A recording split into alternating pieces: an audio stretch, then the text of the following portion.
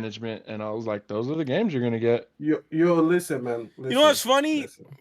You know what's funny? Yo, So Paul, can we start officially? Because we're, I've we're, got thoughts we're on no, that I first. already Like, clicked on. We're starting officially right now, so it's happening. It's all right, it's good, good, booting. good. It's happening. It's happening. You know, if you haven't seen it, we'll see the chat. The chat will usually scream out, "We're live." There's always a delay. There's like a delay. So we'll start out Yeah. with that. Let's see. What's up, chat? What's up, chat? Hello, hello, hello. Are we live?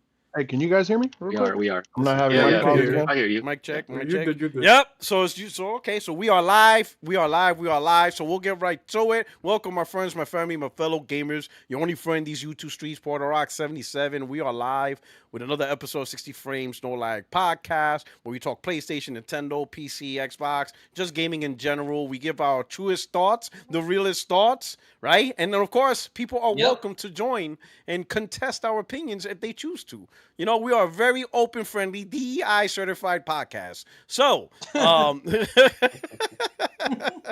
so we're gonna go around the horn real quick, because Extreme, he has about 15 minutes and he has a lot off his chest, so he's gonna just shotgun, do a drive-by live on the air. But we're gonna start off with Sean King. What's going on, my brother? What's going on, Puerto Rock? Thank you for having me on. Shout out to the chat, and we getting excited for the topics for the day, man.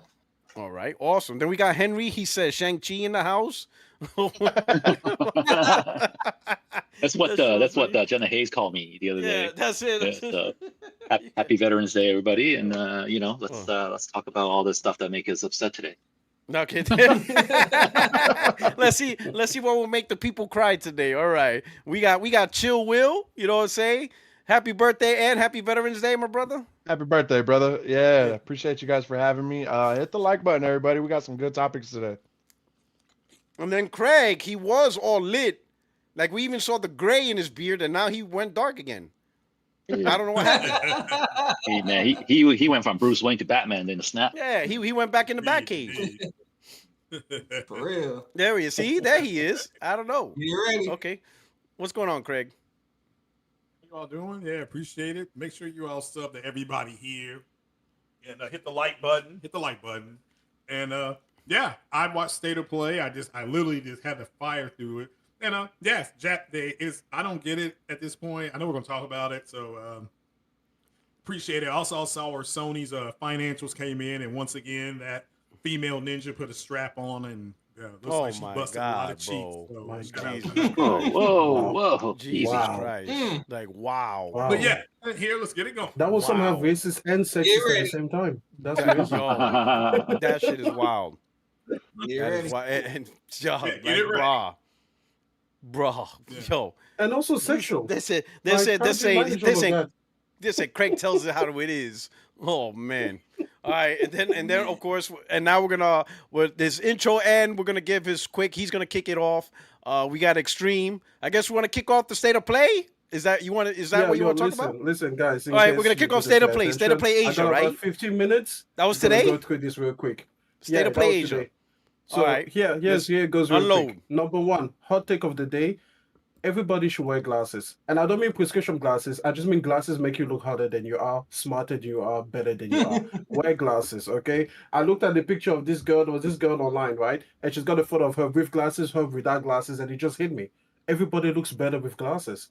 Just wear glasses. You don't have to get prescription ones. Just like clear lenses, everything. Okay, that was the fun part. Number two, listen, the State of Play Japan was 0 out of 10. That shit was so bad. I'm glad Sony Japan shut down. I was like, yo, I'm actually happy they closed down because that thing was trash. You know how they said that this could have been an email? This didn't even deserve a letterhead. Like, oh my God. Didn't even It deserve was the letterhead. I'm telling you. Bro, it was so bad. So it could have been a Facebook post. Show they have put It should have out been a in years. So it should have been a Facebook post, not even an email. Dude, not even a post. They should have kept that shit in the talk. That thing was an embarrassment. That's what that was. Okay, listen. To all my Japanese friends and developers, you're not trash. You need to really bring it up to where we are today. Because even on the PS2, I would have been disappointed on those games. Oh my God. It was that bad. Yo, listen, not even the PS2? only games that were even decent was what? Coffee Talk Japan, great game. If you haven't played the Coffee Coffee Talk Talk? series, go play it. Coffee What? Talk. This is what the level is, Podorock. In case you're like, Coffee Talk, yes, that was one of the best games on the show. Okay? What's Coffee Talk? Just accept it. Gran Turismo 7 made an appearance, announced nothing, basically, but it was still one of the better It was things still shown there. today. So Yeah, they didn't I was nothing like, new. oh my God, thank God. What did they do though with Gran The Turismo? G-Spec What did they say? announcement. You know for what December? they did?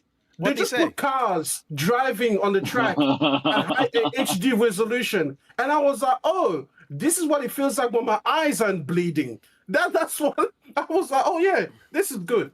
So listen, and then there was like one other game. I think Marvel Token, they also showed it there. I mean, those are okay. the only 3 possible dim specks of light. Not the light at the end of the tunnel. You're nowhere near the end of that tunnel, baby. You are all the way. This is a fucking mine shaft, and you're feeling buried by the mediocrity and the absolute garbage that was shown there. Absolutely horrible show. Don't watch it. If you haven't watched it, don't watch it. If you want to, I don't know. If one day you feel like yourself, like you're not going anywhere in life, and you feel just a sheer amount of inescapable disappointment in yourself, go watch this show and realize there's some people that are proud of that, and you feel so much better about yourself. Okay, so what else is going on? People are like a small game hater. No, I'm a bad game hater. Oh my God, did you see that show? Nah, that's crazy. Ghost of Yotei did well, good. No other opinion on it. Bungie closing problems. Listen. Bungie was a horrible acquisition. Terrible acquisition. Oh my goodness. Garbage. You know what? Bungie was as bad as that show. That's basically what it was. But Bungie saved Naughty Dog. So $4 billion well spent. Okay? I will never be mad at the price tag. Listen, I'm mad at the acquisition, but I don't give a fuck about the price tag. It did say Naughty They Dog. saved Naughty Dog. Bro. Hey, listen, man. Intergalactic is partly thanks to them. You can't take that away from them. I appreciate that. The next thing, that wonderful Asian lady who is also the current CFO. So she came out and then she said that these people at Sony are thinking about extending the PS5 generation because they somehow view it as the middle of its life cycle. Listen, I hope this means that we were correct when we say that 2029 and 2030 is a much better launch period for the PS6 than 2027 or 2028. I hope that's what she's talking about. That's basically that's always been my stance. Agree. Listen, I think 2030 should be the earliest. We talked about it. We've been saying talked this. about it We've a been lot saying of this times. the whole time.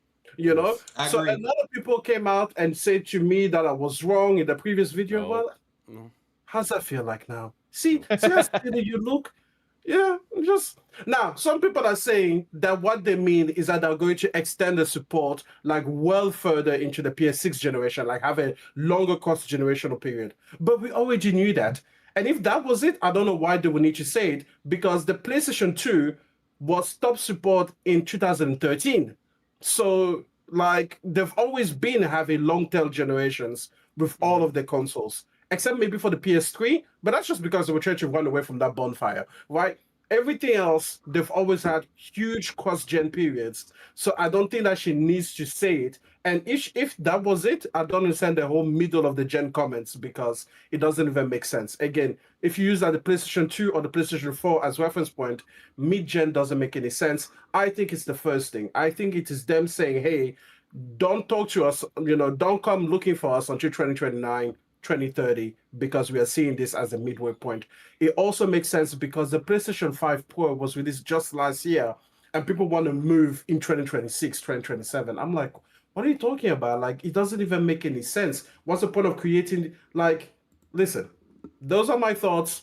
I believe that this is hinting at the fact that we're going to be seeing the PlayStation 6 closer to 2030, and hopefully even later, because honestly, the longer this gen goes on, the better the return on dividends will be. Okay. I think that's pretty much it that we have to talk about, right? Yeah, you pretty much shotgunned it through. Yeah, there we go. All right, people, listen, I'm going to let you guys to have a great show. You guys are in great company with great people. So, yeah, I'm going to I'm going to hang around for about a few more minutes while I do things. But, yeah, I would love to hear what these people thought about the state of play because, These people. as you can tell, I'm a huge What fan. do you mean? I'm a These huge people? fan. He's talking about These people. Oh man, Wow, these people. these people. Listen, hold on. Is these people a problem now? All right, brother. Okay, back to you. All right, Extreme. We'll miss you. I'm not going Alright, yet, hold on. yeah, Henry. I want to hear your thoughts on the state of play. Should I go first then? Go Yeah. ahead. It's all you. All right, Yeah, so we'll kick All ahead right, with the state of play. Did you see it? all The right. ball So is in your court. I did because I'm into Japanese games, right? Because it brings me back to the days where I, when I was young. Right, So makes I want to sense. play. Maybe there are games. I always look at it. Do I want to play this game? Most of them, no. I think Damon and Baby is one game that I want to play. It looks kind of trippy and fun. There's Dynasty Warriors. They showed more trailers of that. So, I want to do it just because so I could just button mash when I play that game. Just kind of turn my brain off. I don't have to think about the potions and block and parry and roll like a Souls game. And then there's Marvel Tokong, which you see. So the apparently there's another beta coming up, right? So you can sign up now. Yes, sir. Dokkan? Right. Sign up now. The playable character is Ghost Rider and Spider-Man. But what I saw in the background was Colossus, Beast, right, and a few other people, right? So there are people in the background when they show the backdrop as a school, Xavier School of the Gifted. So I'm guessing those are characters that will be playable as well, hopefully. Right? So hopefully they're not just some like that Chun-Li stage where random people are in the background eating noodles and stuff. But For real. hopefully they're playable, right? So, but overall, I think it is. Unfortunately, I don't know what's for. I feel like they just want to package something for their quarter-end report. But as far as report-wise, we already know how well PlayStation hardware is doing and how well Ghost of Yotei did.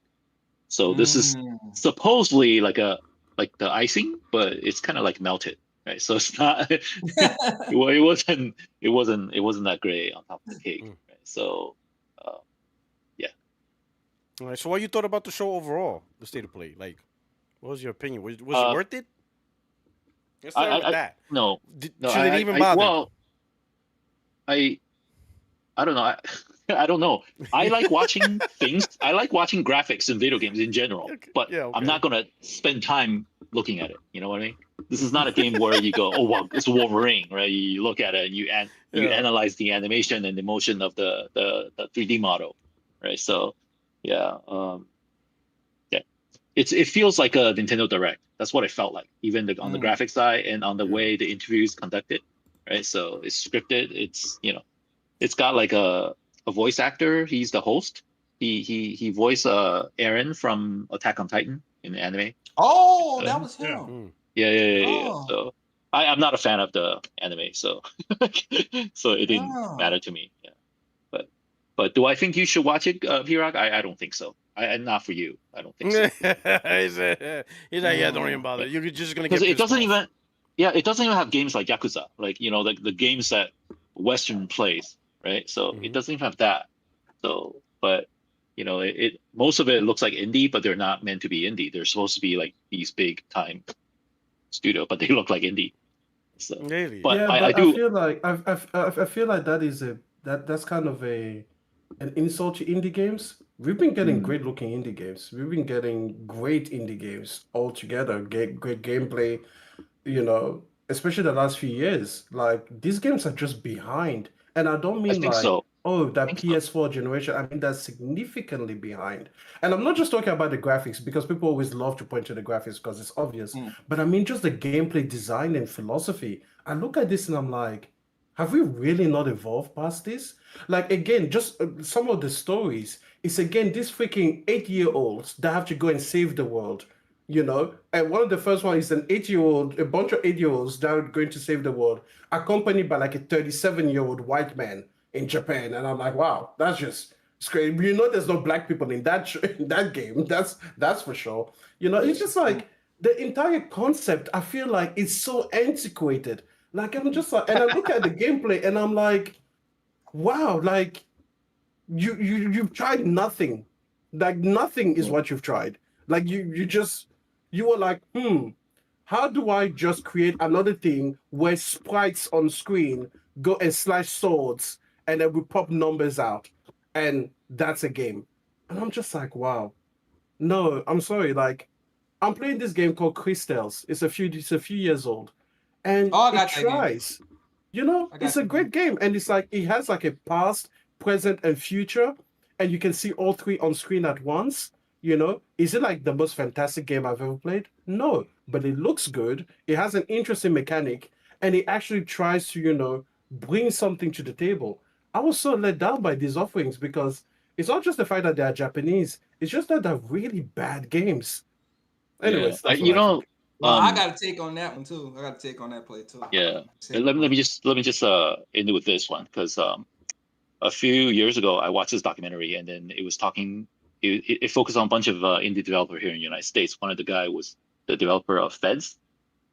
I don't know if you guys. It's like a 3D puzzle game where you got like a little pixelated character and you're climbing up the like a I've 3D. heard of it, but I haven't played it. Yeah. So he was asked, like, what's what happened to the Japanese game? He was like, yeah, because you guys are, you guys have like these mechanics and control schemes that are like antiquity, Mhm.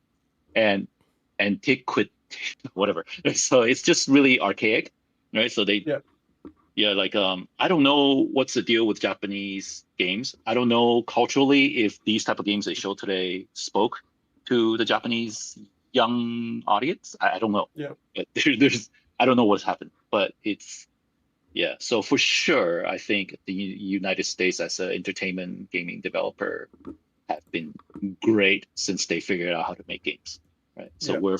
we're far and beyond the days of bad American developed games. Yeah, and I mean, Wow. even like, you take a look at my favorite game of all time, pretty much Clear Obscure, European developer, French developer, right? Yeah. But I've seen games, I play indie games all the time. Go check my trophies, my profile, E for Extreme on PSN. Go check it. People that think I don't like indie games or I need graphically like, Horizon Zero Dawn level. No, I don't. I play a huge variety of games and a huge amount from indies, Mm-hmm. and it's like games from all over, even the Hero Project games. Like I played the India Hero Project one. What was that one that they Did had? you It play was AI like a few Limit? years old. Pardon? Did you play AI Limit? Did you No, play I AI didn't Limit? play that particular one, but it was another one. It's from an Indian-based studio, and again, it just looked a lot more refreshing. It was like a God of War kind of a. It wasn't a clone, but it was almost like inspired by the original God of War trilogy. Because it had the isometric camera, she had the shield, blah blah blah blah blah. You know, but again, you look at that game and it's just fresher. You know, like I look at this and I'm just like, I'm sorry, man, but listen, Podwork, if people don't believe me, just start the state of play, put it in the background as a mute. Just put it as a muted video, and people are going to see the Raji. There it is. Thank you. I played Raji and Ancient Epic, and it's from like brand new developers from a place in the world that doesn't traditionally isn't known from like a gaming, powerhouse, and it's just better. Like it's just better than what they showed today. We look at the Chinese games; they're just better. Like I'm just like, what are we talking? It's not, man. It's bad. Well, It was well, a I have a bad take. I show. have a take on the state of play. I, Yeah, I go have ahead. a different. I have a different outlook on that state of play that came out. Actually, Oh. I know I'm coming out my. I'm coming out No, my. no, limb no, now. talk Let's hear it. your shit. Talk your shit. I know. Oh, yeah. I see. I was Alright, wondering. Sean King's so, like, man, these are rule some number one. non-gamers. He's like, listen to the guy Yeah, with 'cause I'm- 1,500 platinums. I So already he know got what you're gonna say. credibility. 1,600 now. 16. Ooh, 1,600. ooh, I Oh, the shortchanged him. disrespect. He said, first, listen to the guy with 1,600 platinums. This is my view. Yeah. Go I already know ahead. what Talk you're your gonna shit, say. So- King. This was your moment. Let's say it All though. right. All right, so since I actually came up since the PS1 days, so I'm gonna let you know I have that type of experience when it comes to that. As far as the state of play for me, I felt like it was amazing because you have to think about the indie horror games they announced too. You got to think about the broken lore games. Like those are freaking amazing. Like if y'all haven't played the broken lore games, and I actually played one of those games actually not too long ago, and You have to actually take a look at that because the RPGs was freaking amazing. Like the Dragon Quest 7 Reimagined, I think that's gonna be freaking awesome. I think the graphics was freaking amazing. Yeah. I'm definitely gonna play that when that comes out next year. Fatal Frame looked good. And the Fatal Frame looked amazing as well. Cause I have the other Fatal Frames because you know I got ties with Koei Tecmo. So as far as those games, I'm looking forward to those. The Octopath Traveler 0, I'm definitely want to play that. And as far as everything else, like some of those games, I agree with him. Like some of those games, you know, they was off par, but I feel like the RPGs, I think they was back to their form. And I feel like if they actually going to bring back them RPGs, I'll say go that route because there's a lot of people that do still play those type of games. And I still like Tokon too. Tokon's a nice little thing, but I feel like it shouldn't have been 10 minutes. As far as that, I think they could have showed some more games as far as everything else. So, as far as everything else, I think the RPGs was fine. Okay. All right. Okay. Anybody else? Who else wants to tackle on the state of play combo? I'll jump in. Yeah, I'll jump in after you. Go ahead. Okay, yeah. Well, my key word is targeted. I'm gonna say target. I feel like it said state of play Japan for a reason. I feel like they put in games specifically for those that region that likes those type of games. Because I don't feel like the American or Western region likes those type of games that they show. You know, we want the big AAAs or whatever. But I mean, I think they showed the games for that specific reason. They're trying to get more of that demographic, which I mean, in that aspect, I think it was great. I think it was great for them. I mean, it may not be my genre, but I mean, for what they showed, I think it's great for the targeted demographic that they want to get those sales from. Okay.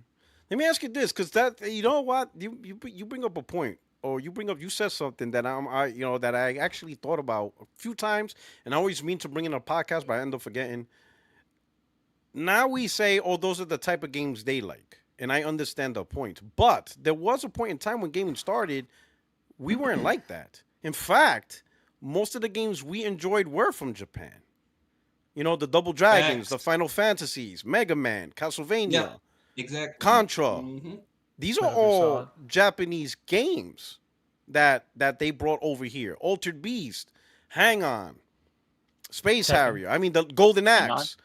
You know, you remember Hang On? You know, well, not for me, anyway, but I just remember like the Sega stuff. I'm rattling all the stuff that Sega made. You know, the consoles are predominantly Japanese consoles. You know, they were the only American console really was Atari and Xbox and stuff like that, right? But everything was predominantly Japanese. They created some of the best games. They were at the forefront of the best graphics, right? Square Enix, when they were Squaresoft, whatever, some of their games were graphically ahead of their time, right? They pushed in the 3D era, Metal Gear, all this stuff was very Japanese, Eastern centric, and we all loved it. Devil May Cry, very, very, these was all Capcom in general, just Resident Evil. These are all Japanese games, and they are some of the pillars of gaming and stuff like that. At what point did it now become like, Japanese games are now for the Japanese, there's very little interest for the Western audience? Like, what happened? Right. Did the Western gamers take over as the high profile visual cutting type games and Japan couldn't keep up? At least, and what I mean by Japan is not the few select developers like the Kojimas. I'm talking in general, like an equilibrium of industry versus industry. Is that what happened? I don't know who wants to tackle on that question first, but I'm noticing more and more people saying, oh, this is for them. But I'm thinking it wasn't like that. Like, whatever they like, we liked. It was just across. Exactly. But now what happened where a game in Japan is like, yeah, it's specifically for them. The Western audience ain't really interested in that. That's really for them. And I'm like, when did that happen? Like, when did that separation begin? Who wants to tackle that?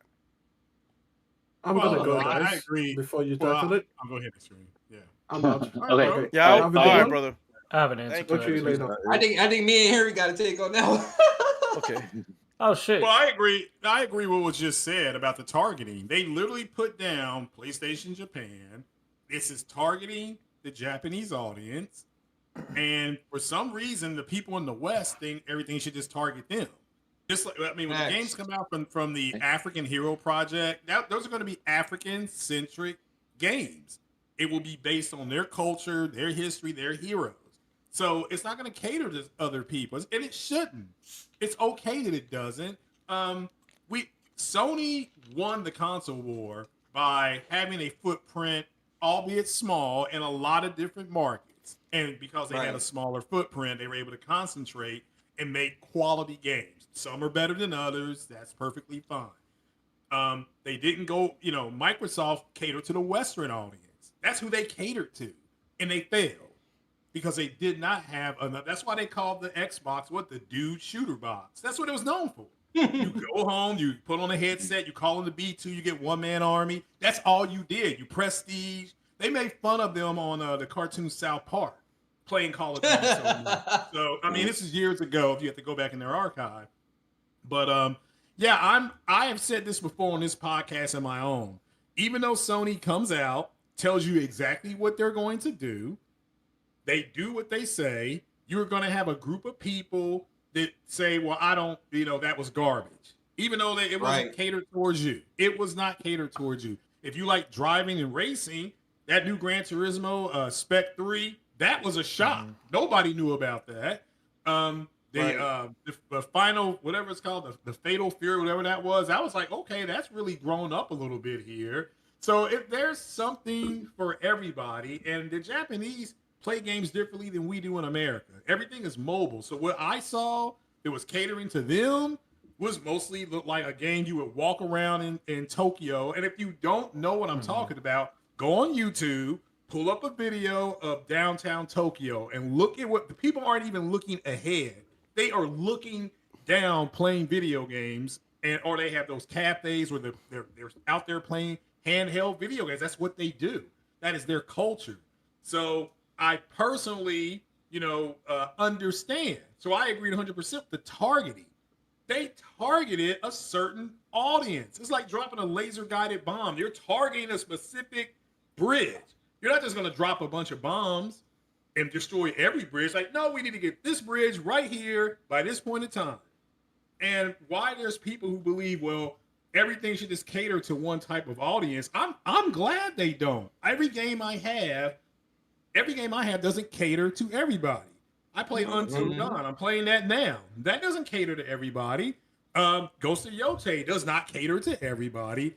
College football. If you're not a college football player, why the hell are you playing? It doesn't cater to you. So it's unfortunate that you're told. It would be like going to see a Marvel superhero movie, then being told, I can't believe they had superheroes. Well, that's what it is.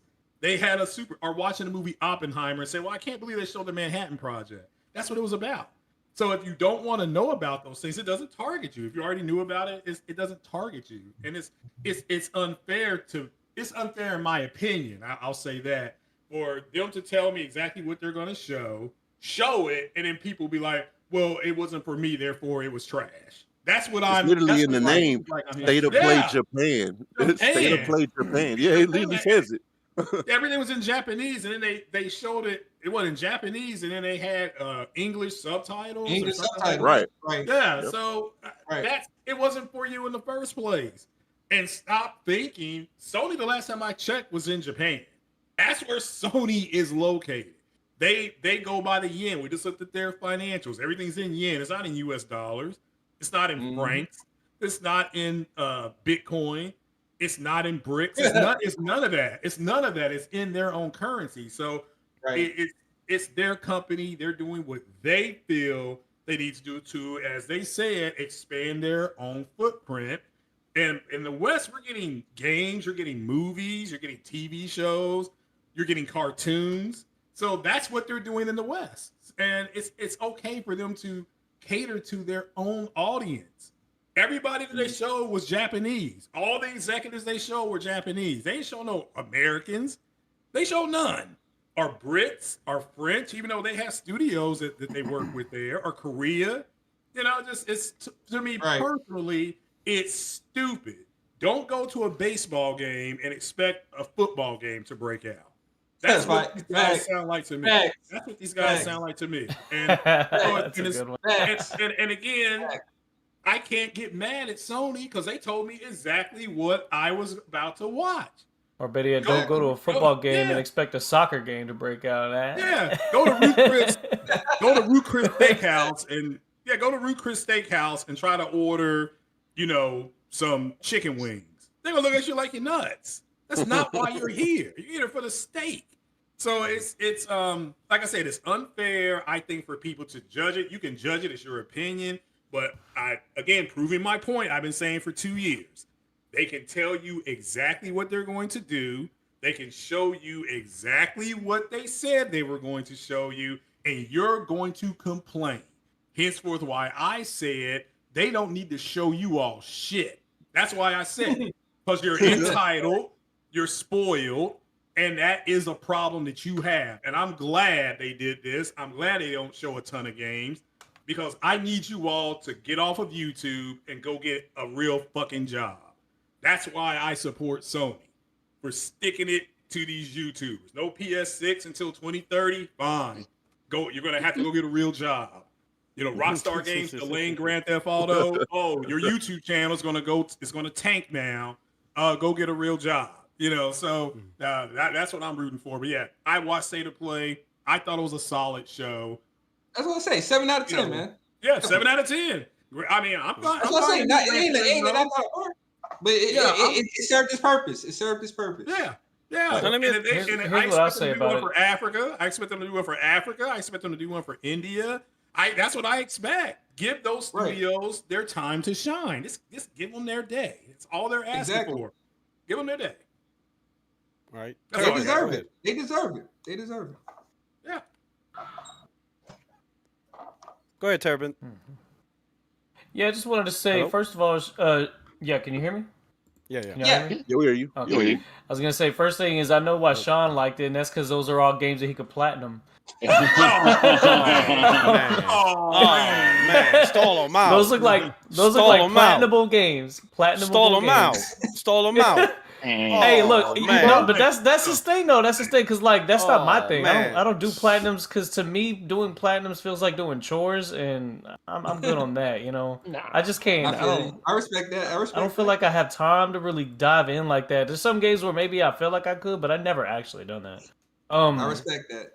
But to answer P-Rock's question, when that actually took place was the PS2 era, and that's mainly just because of the vast amount of diversity in titles that was launched during the PS2 era. There was just so much to choose from that they were able to really touch on every market. Hell, I showed you a couple of episodes ago the Dark Angel video game, right? Like, that's such a specific thing, you know what I mean? And you don't really see it a lot in today's markets, but for something like that to have been, you know, put to paper and then launched in the market, and to have the success that it had, that just goes to show that that's when the East and West did show a bit of diversity, whereas in the PS1 era, I think, yeah, we definitely played a lot of Japanese games, and even during the PS2 era, we did also, but that was just also at the time where games like NBA Street and NFL Street and all the other, you know, Madden and NBA Live, that's when those really started to take off graphically, and that's when people really started to start zeroing in on some of their favorite titles. I remember, I think it was Call of Duty, like one of the original ones that came out on PS2, or like Battlefield 2 that came out on PS2. Those are some of the games that started my FPS, you know what I'm saying, obsession, and so things like that. So, but I remember playing like the Digimon games from back in the PS1 era, Digimon Rumble Arena, which was basically like Super Smash Brothers. Then you had the World games, which were the RPGs, right? They're definitely RPG games. And one of the things I saw on the State of Play was an update to the Digimon Time Stranger game, which I'm still playing through right now. And that actually looks like something that I would mess with. Gran Turismo, it's another thing that I might have to check out. It seems like with a bit of VR? an extreme. Yeah, you have VR? I want to get it, but I just haven't really gotten around to that yet. I did have the PS4 VR headset, and so I like playing games on there because I did play Blood and Truth. I did play what's that one? Oh, damn, what's the other one? There's the one where we're in space. You had to like fight against like spiders and shit. Oh man, I forget the name of it. But I definitely there was some really good. Yeah, there was some really good VR games that came out, but I never got into that. I did play Gran Turismo Sport with the original VR, but the Gran Turismo 7, I didn't actually use VR for that. I just played it, you know, on a monitor or what have you. So, but kind of going with what Craig was saying, like even today, there's such a diverse amount of games to choose from that not everything has to, you know, you don't have to jump on everything because there is still that same level of diversity in games. Like for instance, Arc Raiders, it looks fun. It's just not my type of game, you know, Yeah, because exactly. I don't typically Exactly. go for third person games. There's somewhere I make an exception, like Helldivers, but Arc Raiders just it doesn't exactly fit something that I'm Right. interested in. So, and And that plus, I'm doesn't mean playing it's Battlefield. bad. Yeah, And no, this- it the don't. thing is, It doesn't looks mean it's good. bad. Doesn't mean it's I've been bad. watching some streamers play it, and you know, and they've been having a lot of fun talking smack to each other. If anything, that game is kind of a throwback as far as communications go, where people are allowed to talk shit to each other, and that's something that not a lot of games even allow because they start banning you for like the smallest things now. But I think Arc Raiders looks like one of those games that has enough momentum behind it where it can really keep its keep it running with the right updates and content flow, and plus the price, the entry point is great, right? So yeah, so there's all kinds of games, and even those indie ones you're talking about that are usually launched at a cheaper price, somebody's bound to get into that. In fact, that's kind of what it was catered towards for the Japanese market. I saw somebody post in the chat that whole We state can of throw that play in. was I to saw that it was focus on the 350 fact now. yeah, the 350? 350 Yeah, for the PlayStation, 350. and I don't know what that converts to in yen, but I know It's that like 50,000 yen. No. So Yeah, it was 'cause yen, but they I converted wonder it what to it was American. before. Yeah, what It's was more- it it was more before in than that. Japan? It was Like more. how It much? was How much 500. yen? It was $500. It was 500. They had to get it ready, but Or now they don't whatever, have as much. whatever, Well, whatever the yen conversion 150. was. They shaved 150 off of it. That's that. So you that's a- know, Yeah. so that's the real combo. That is the to me. deal. That's oh the real shit. combo. Because That's a like, big all right, deal, yeah. so I get That's it. really Japanese, I got it. It's for them. Sounds like it's trash and everybody's making Yeah. excuses. Got it. Got it. It's specifically because apparently Japan doesn't have standards. Apparently, Yeah. I'm like, you know, I wouldn't say that. It's just I'm didn't just saying, understand, yeah. you know, so I'm gonna say my point. I get the whole focus zone stuff like that, right? But take for example, China Hero Project. Clearly getting Chinese developers, getting a foot in China, but they still treat their games as big global events. They're not trying to hide Black Myth Wukong. They're not trying to hide Lost on the Side. They're not trying to hide Phantom Blade. They're trying to push it to the West and get those games to be on the global stage. Even though the Japanese side, and that's how I see it. You can be centric to the region, whether it's Africa, Hero Project, Middle Eastern Hero Project, even Japan, right? And it could be centric to the Japanese culture, but get their games to be on the global stage. You understand what I'm saying? I think the main thing is really the developers, right? The developers, there's certain Right. to me, there's certain metrics to be on the global stage, right? Graphics is number one, and I'm not saying graphics is the most important. That's not what I'm saying. It is in the But- West. It is in the but- West. Yeah, the But West, yeah. Yeah. the biggest games, for the most part, on average, if you have a big game, it's usually graphically impressive to some level. It's very rarely Right, you have a bad looking game and it's like top game in the world, unless you're talking about mobile games and shit like that. But in the AAA Right. console space, there is a level of fidelity that a game has. Look at even Claire Obscure, right? But even that game looks graphically good. It looks really good, yeah. especially for an indie Hey, game. M is gives- gone though. You don't have to talk about that game. I know. but what country was that developed in? But when you think about it, Claire that Obscure, American? even in the indie space, it'll give AAA games a run for its money. You understand what I'm saying? Oh yeah. So I'm not Yeah, saying yeah. I'm not saying graphics is like the key, but the thing about graphics is people got to remember the first thing you see for any game is graphics. That's literally the first thing. It's the first thing you see. Yeah. It's the first impression. It's the first eye opener. Before you see the gameplay, before anything, the first thing you see is how does the game look. That's the first attraction. And then they start getting into the story, they start getting into the gameplay, and they start diving into all this other stuff, right? But the first eye candy that could ruin it for some people is like, man, this game looks like shit. Ugh. Like, what the hell, Like, I pay, and especially when you're still paying $500 for a console, you're gonna be like, man, I ain't pay $500 for this shit. $80 for the game. And yeah, and then if the game is $70, you have a problem. The game better be 30. Yeah, Like, it's true, okay, all right. true. So the game don't graphically look good. Okay, fine. It's $30 then, right? Yeah, because you ain't selling this for $70 and telling me I'm gonna play a game that looks like this for Yes, sir. $70. It should be 30 then. Be commensurate with the part of that stuff, right?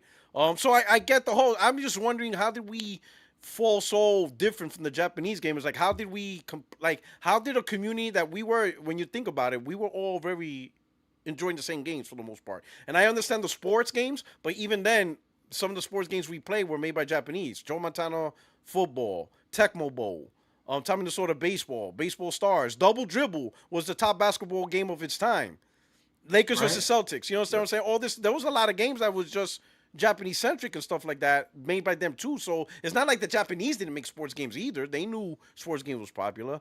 I was just wondering, how did it fall apart that now that, like, hey, that's specifically for the Japanese region? And then when you look at a Japanese game, like, that's, I think when everybody uses the term, all right, the reason why it's not for you because this is Japanese centric, and then when you look at the Japanese centric, it's some type of lower graphical, lower bar. It's just, you understand what I'm saying? And it's like, are we using that as an excuse, or like I don't know what's going on with the Japanese developers. You understand? On that too, yeah. You see what I'm saying? Like I can understand Japanese. I can understand a region specific game, but part of the region specific shouldn't be graphically bad. Like, you know, you should still make a graphically looking game. I'm not saying the art design. Art design is, you know, creative and artistic, but you can have a nice, pretty game that's artistic in design and stuff like that. You know, like, a perfect example is the China Hero games. All the games coming out of China, they're making beautiful looking games and still within their culture. You know, they're not using an excuse to create 2D PlayStation 2 games. They're not. They're creating some very beautiful, colorful, artful games. You know? You see what I'm saying? Chinese culture is not really big mobile, not yet. Because remember, they cater to what? PC. So they're still not, they haven't moved up to, I should say move up. They still haven't gotten themselves to that mobile market. Not yet. And what? But Craig, you know, you're wrong. I don't know. The mobile market in China is huge. China, the mobile market, the mobile market in China is huge. You know what? You know what? See, you know what? Hold on. Look. Hold up. I'm gonna let the Chinese guy. I'm gonna let the Chinese guy from China talk about this. Go ahead, Henry. Hey, Craig, let me emphasize, he's Chinese. If people didn't realize, Henry is Chinese, so I'm just putting it out there. This is why we need the Asian representation. So Game Science, who made Black Myth Wukong, they came from a mobile developer, and most of these studios who are making AAA games are getting funding to finally make a console game, but they used to make them. The reason they have such backings from like a fan following in China already is because they have previously made mobile games. So mobile games are actually or is it PC? Mobile. No, mobile. PC? Like cell phones. Hold on. Let me stop. No, Craig. No, hold on, Henry. I got this. I heard that. Craig, the man said mobile.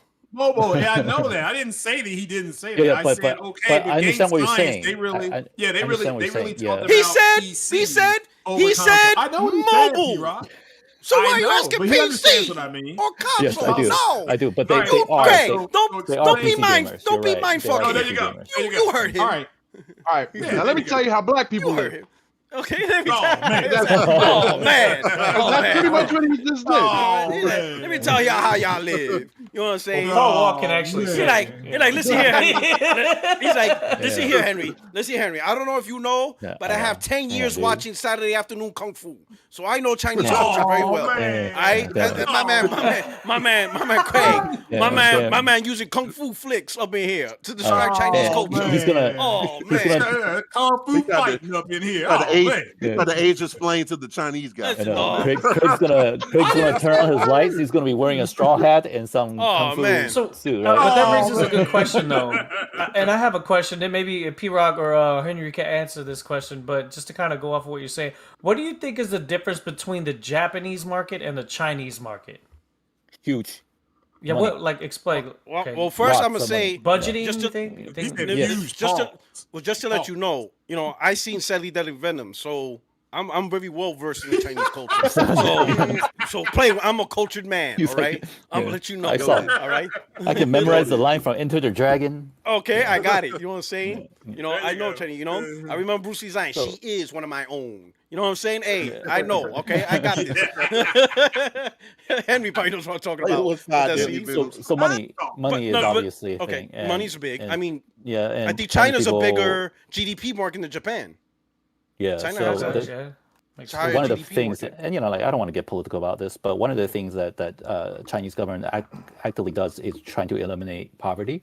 So a lot of the wealth are reinvested and redistributed, so their people have money. Like I'm not saying Americans don't have money, but like the amount of shit that we have to pay from income, right? So Shoot, I gotta save up to be poor. Yeah. So, it's true. Yeah. Ain't lying. We make a lot of money, but our Oh, the billionaires also take most of it away. I need financial know, counseling to get to poor. Yeah, I'm the like- Chinese actively eliminates billionaires and money and distribute it, and people they're not worried about making so much money. They care about just making enough, and then they enjoy what they have. Right, housing is not a problem. Right, so healthcare is not a problem. Oh, you mean So- they ain't got no Section 8 over there? They don't have Section 8. So Oh, man. Must be nice. So their president not doing 50-year mortgages now? No, Oh, and shit, I heard that. and they're not Man. treating people of color differently because they're all the same Oh, color. yeah, I know. Exactly.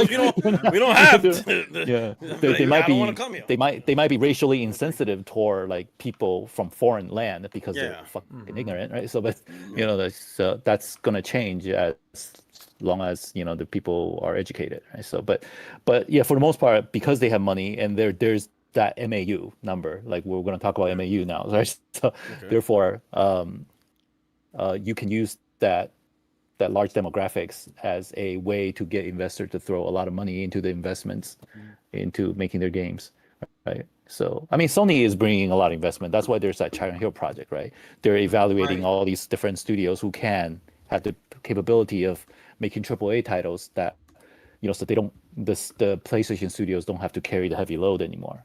So since I it's can't gonna wait take to 20 see. since it's gonna take 20 years for Naughty Dog to make another game, right? So Right. if they figure I'll just say I can't wait to see the sequel to Stellar Blade. That's gonna look incredible because it's gonna That's actually Korea. run. Okay, but that's Korea. I know. That's Yeah, South no. Korea. But you mentioned the China Yeah. Hero project Yeah. and also like Oh, other yeah. projects that are similar to that. Yeah. Like, And it's going to It's really Xbox. trying to be the I don't know if Captain anybody- Planet of gaming for real. Yeah, do y'all know it's going to Xbox? Stellar Blade's going to go to Xbox next year, So possibly. my Even thing, said they're buying Perfect Dark. Hey, yeah, They my are. thing- No, but I Don't think worry still about no. it. They're So not buying so Perfect don't- Dark. no, the developers said that they're looking to put They're in more open platforms. to it. Yeah, they're open to it. Yeah, so, looking for more platforms. Yeah. So that's only I- one other platform. you know, I would say the Switch maybe if it could switch I Switch call maybe? cap Okay. on that. switch to.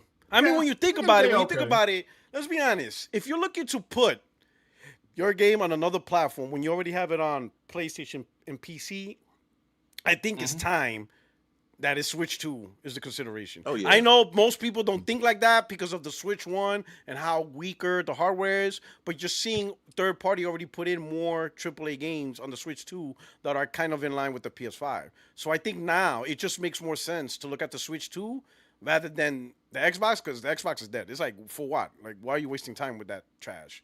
Man, You know, don't nobody you buy might games as well. over That there. makes You sense might as well. too. That makes You sense. put That makes put sense. your game on the platform that you know is gonna sell 100 million. Like you might as Yeah, well that's- just that's No, true. drop Switch Xbox is already and out there. If focus they on can get Switch it on the 2. Switch one, that'll be good. That'll be good sales for sure. And Yeah, the Switch Microsoft one- yeah, don't want the no Switch one is jiggle. bad, I bro. don't. That shit is like, Microsoft don't want no Whoa. jiggle physics, so that's Yeah, true Switch- too. They don't want to Switch- go Oh, to these games. man. oh man, this guy. Oh, They don't. man. They This said guy- they don't. Get it Yeah, ready. to Oh, answer your Yeah. question previously, I think like the glory days of Japanese entertainment and video games. I don't know. I think it's because a lot of these developers, and I'm going to talk about it. I'm going to bunch in their entertainment stuff like anime production studios. Is that they are still asked to create a grip load of high quality items, and they don't have an increased budget to make these things. And I think the people who were committed when they were young are no longer young, right? So they don't it's having like a disconnect, right? Like a gap before the next set of developers that grow up are willing to work longer, harder, and for cheaper, right? So what you say? They're a bunch of old fucks. Still, they're tired of this shit. They're like, you know what? I'm tired, bro. Yeah, I don't. Ray tracing, like, so nah. they went to do something. I'm not learning that shit. Like, You're saying Keiji Inafune left Capcom and did Mighty Number, was it 9? Mighty Number 9. And no, not Mighty Number 9. Yeah. No, but, you say, my man Henry say there's an old Japanese developer is like, ray tracing. You want me to learn what? Yeah, I learned that shit. Yeah. You lucky I learned global illumination. Now you want me to do ray tracing? Yeah, not doing that. I don't even want to spell so if ray you look tracing. if you look at the anime currently and then look at the anime from the 80s and 90s, it's just the qualities are, very, very different. Right? So, and that goes the same with video games, right? They don't grow their team. They don't cultivate, I don't think, the younger generation simply because they don't have money to. But I think they want to. I think Nintendo does it. I'm not sure. Well, Henry, I don't know if Konami does it. Yeah. Henry, how do I say get it ready in Chinese? Let me think about that. Let me think. Make sure he's like, wait a minute, because in China they don't talk like that. They don't talk like that in China. So in what way do you want a sexual? Or do you want to let me give you a few options. No, casual way. You lying. You know he's sexual. He knows he's sexual. He lying ass. He ain't all casual. There's no casual way of saying get it ready. I better do Google Translate and see what that says. What casual conversation do you have where a person tells you get it ready and it's casual? Like what? There ain't no casual way of saying that. I don't know. You know does it follow turn around and get it ready? Oh no, just get it ready. It'd be like making a cake. Go ahead and get it ready or something. He's like get that cake. Yeah, okay. He's like my man like drop them trousers. He's like get it. You can drop them trousers. Get it ready. Let me get back to you. I'll DM you on Twitter for that. Oh, okay. I appreciate it. Why he doing that? Why he doing that? Look, I'm gonna speak on it too. So you asked like when did the switch happen? Get it ready. When does this disconnect happen? Now that I know Taylor said PS2, but I'm gonna say PS3 honestly, because I feel like whenever we got PS3. The big grand, the Uncharted, like, AAA, Uncharted. That's the one I'm talking about. Yeah, the Uncharted 2, like the big movie style games. Gears of War, the Last of Us. You know what I mean? Like Gears those of War, games, like even 360 contributed. Right. Oblivion, Mass Effect. Yep. Oh yeah, the best game ever, Mass Effect. Now Craig understands. It took me to say Mass Effect for Craig to understand. You really seen the switch. Versus the games, like, cause I remember back in the day, like my cousin them had Final Fantasy on the PS2 and whatnot. But I know like when it came to PS3, like even with my collection, like you see like the big, more focused on graphics, more focused on narrative, and I think like that's when they kind of switched. You know what I mean? They wanted to be like more detailed and whatnot. That's what I think. But the crazy part is the graphics also came with the gameplay, and that's what I say. People argue like graphical games. No, I like both. Right? I like both. I think you can do both. Like one doesn't interfere with the other, right? People have this myth of graphics interfering with gameplay. Like no. Like if the graphics interfere with gameplay, it's probably because the developer or designer wasn't good at graphics and allowed it to interfere. But the graphics is just a visual representation of the game you're showing. You can still do the gameplay and stuff like that, but it should be a good balance of both. All right? In fact, I know I say good balance, but I think you can have great graphics and great gameplay. Right? When you're shortchanged one or the other, it's not because I was the graphical intensity interfere with the gameplay. Like no, what interfere with the gameplay is you, the designer. You couldn't make the great game, or vice versa. The reason why the game looks like this is because of you, right? And it could be other factors like the team that you have, experience, the budget. I would say the budget is probably the biggest factor because that's probably like one of the big time constraint. The budget that you have is a constraint. Also the time, how much time you have to make the game. So those are constraints. So you're trying to make a great graphical game, with the budget that you have, with the gameplay that you have. All right, I get it and stuff like that. And you have to make a decision on what's going to suffer. But I would say in general, a lot of great games, games that really tend to make big impact, usually more often than not, because you do have, one-offs here and there. But I would say generally, the games that are most talked about generally has great presentation, great gameplay, great story. It usually does very well across the medium. A lot of games that does something really great but does things poorly, usually it's not going to get the nod. Perfect example is Lost Soul Aside. No one's going to give that game props because it failed. It didn't do a good job in every other aspect. The only aspect that it did great and it excelled, right? And I would rank its combat as among one of the best easily. Yeah. But no one's gonna notice that. You're like, you can't get people to even have that conversation because it didn't do well in every other aspect, from the voice acting to the graphics to just the presentation or what you expect out of a Sony published game. It was just so a downgrade in so many areas that you can't even get people to appreciate the gameplay because of everything else is just a bit downgraded. I beat it. Yeah. You played it. Yeah. All right. Now, why were the souls lost? Where were they lost? Because they put it aside. Because they put it aside. Oh, okay. Fair enough. All right. Like that. I got it. Honestly, Will's like, this is so stupid. Will's like, this is so this is so. But you like what I did, right? I saw what he was doing. Reversed it. See, Henry. It's like we talked about before. You gotta put the risk back on them.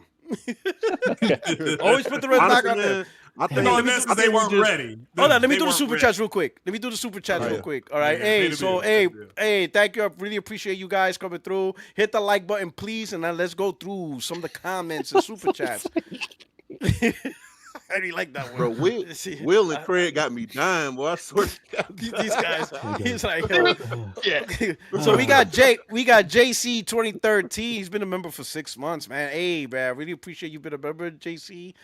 He says hit that like button. Please listen to JC. If you don't want to listen to me, you gotta at least listen to JC, right? Glassdoor Gamer, man. Thank you so much. Always coming through. We got the $5 Canadian super chat, so you know that's much more money than the American dollar. He says Sony releases quarterly results, and suddenly every Xbox PC warrior becomes a market analyst, quote unquote, with tears in their eyes. They got quiet. And a graph upside down. Oh yeah, we're gonna talk about the Ghost of Yotei. How people got their ass whooped. Ghost of Yotei came in and whooped their ass. Strap on. Yes, sir.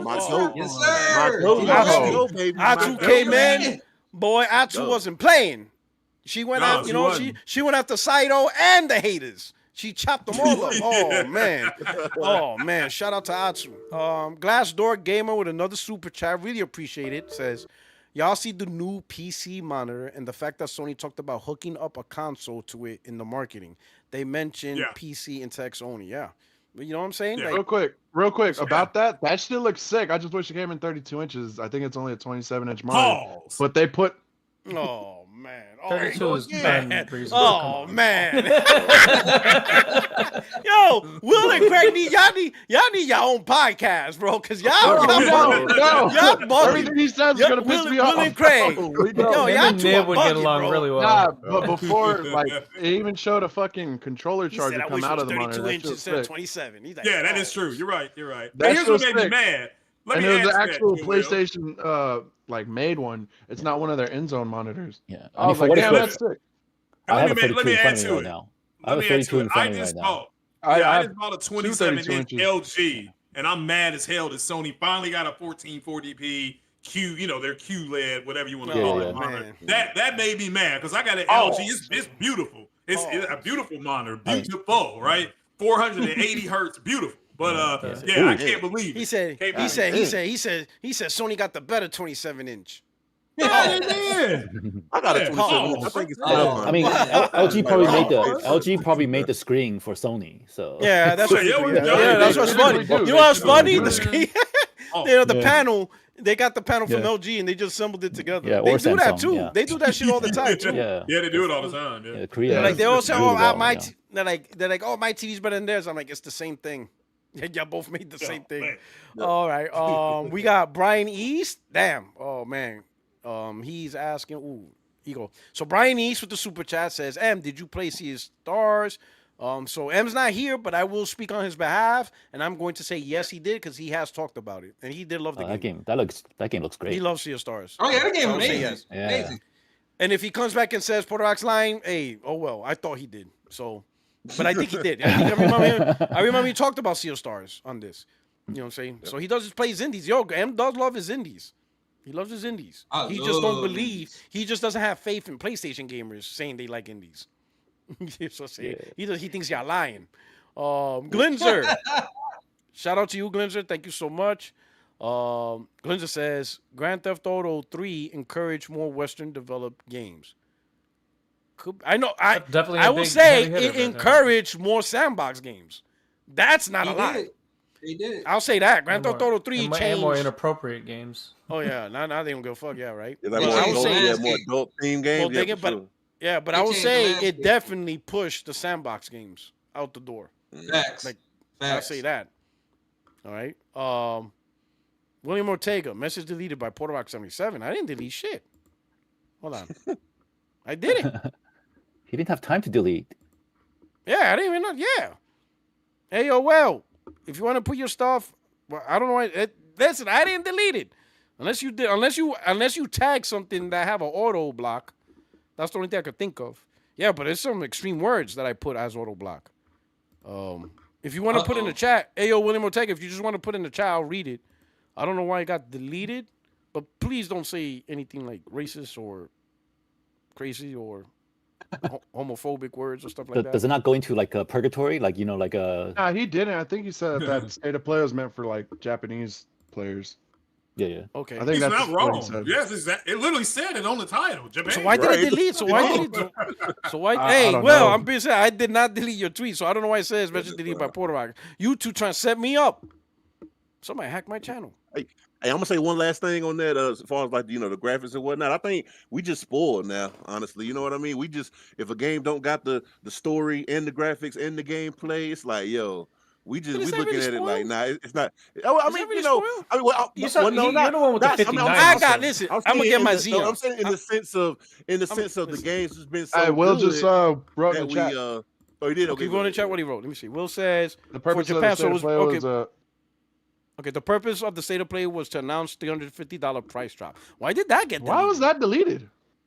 Yeah, it's crazy. I don't know why that was deleted. That was weird. Yeah, all right. So yeah, you're right. So we're gonna talk about that. I want to talk about that too. We're gonna talk a little bit more in depth next. Glassdoor Gamer, and we're gonna talk about Ayo Doughboy. We're gonna mention your topic too. Let me just finish the super chats for the crew. Glassdoor Gamer with a $2 super chat. Let the Japanese cook. The West gave us Jim Ryan. Oh shit. He says y'all can't. Oh man. Jim Ryan. Look what his ass bought Bungie, and we're gonna talk about Bungie. We're gonna talk about that.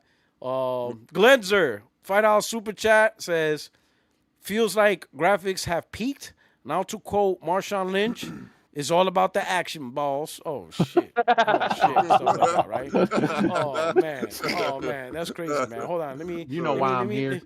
You know why I'm here. Oh snap! You know what I'm saying? I'm just saying. So to Doughboy's point, real quick. To Doughboy's point, right? He mentions maybe we got spoiled, right? Maybe we got spoiled with they got spoiled. Graphics gameplay. But is it really spoiled given the fact that we're paying more for consoles and the consoles are more powerful, right? Shouldn't we expect developers to, and I know every developer cannot be Naughty Dog. Every developer cannot be, the top tier. But they could have at least some level of maintaining the level within the gen. Like you shouldn't look like a PS3 game in 2025, right? I think you would Doughboy.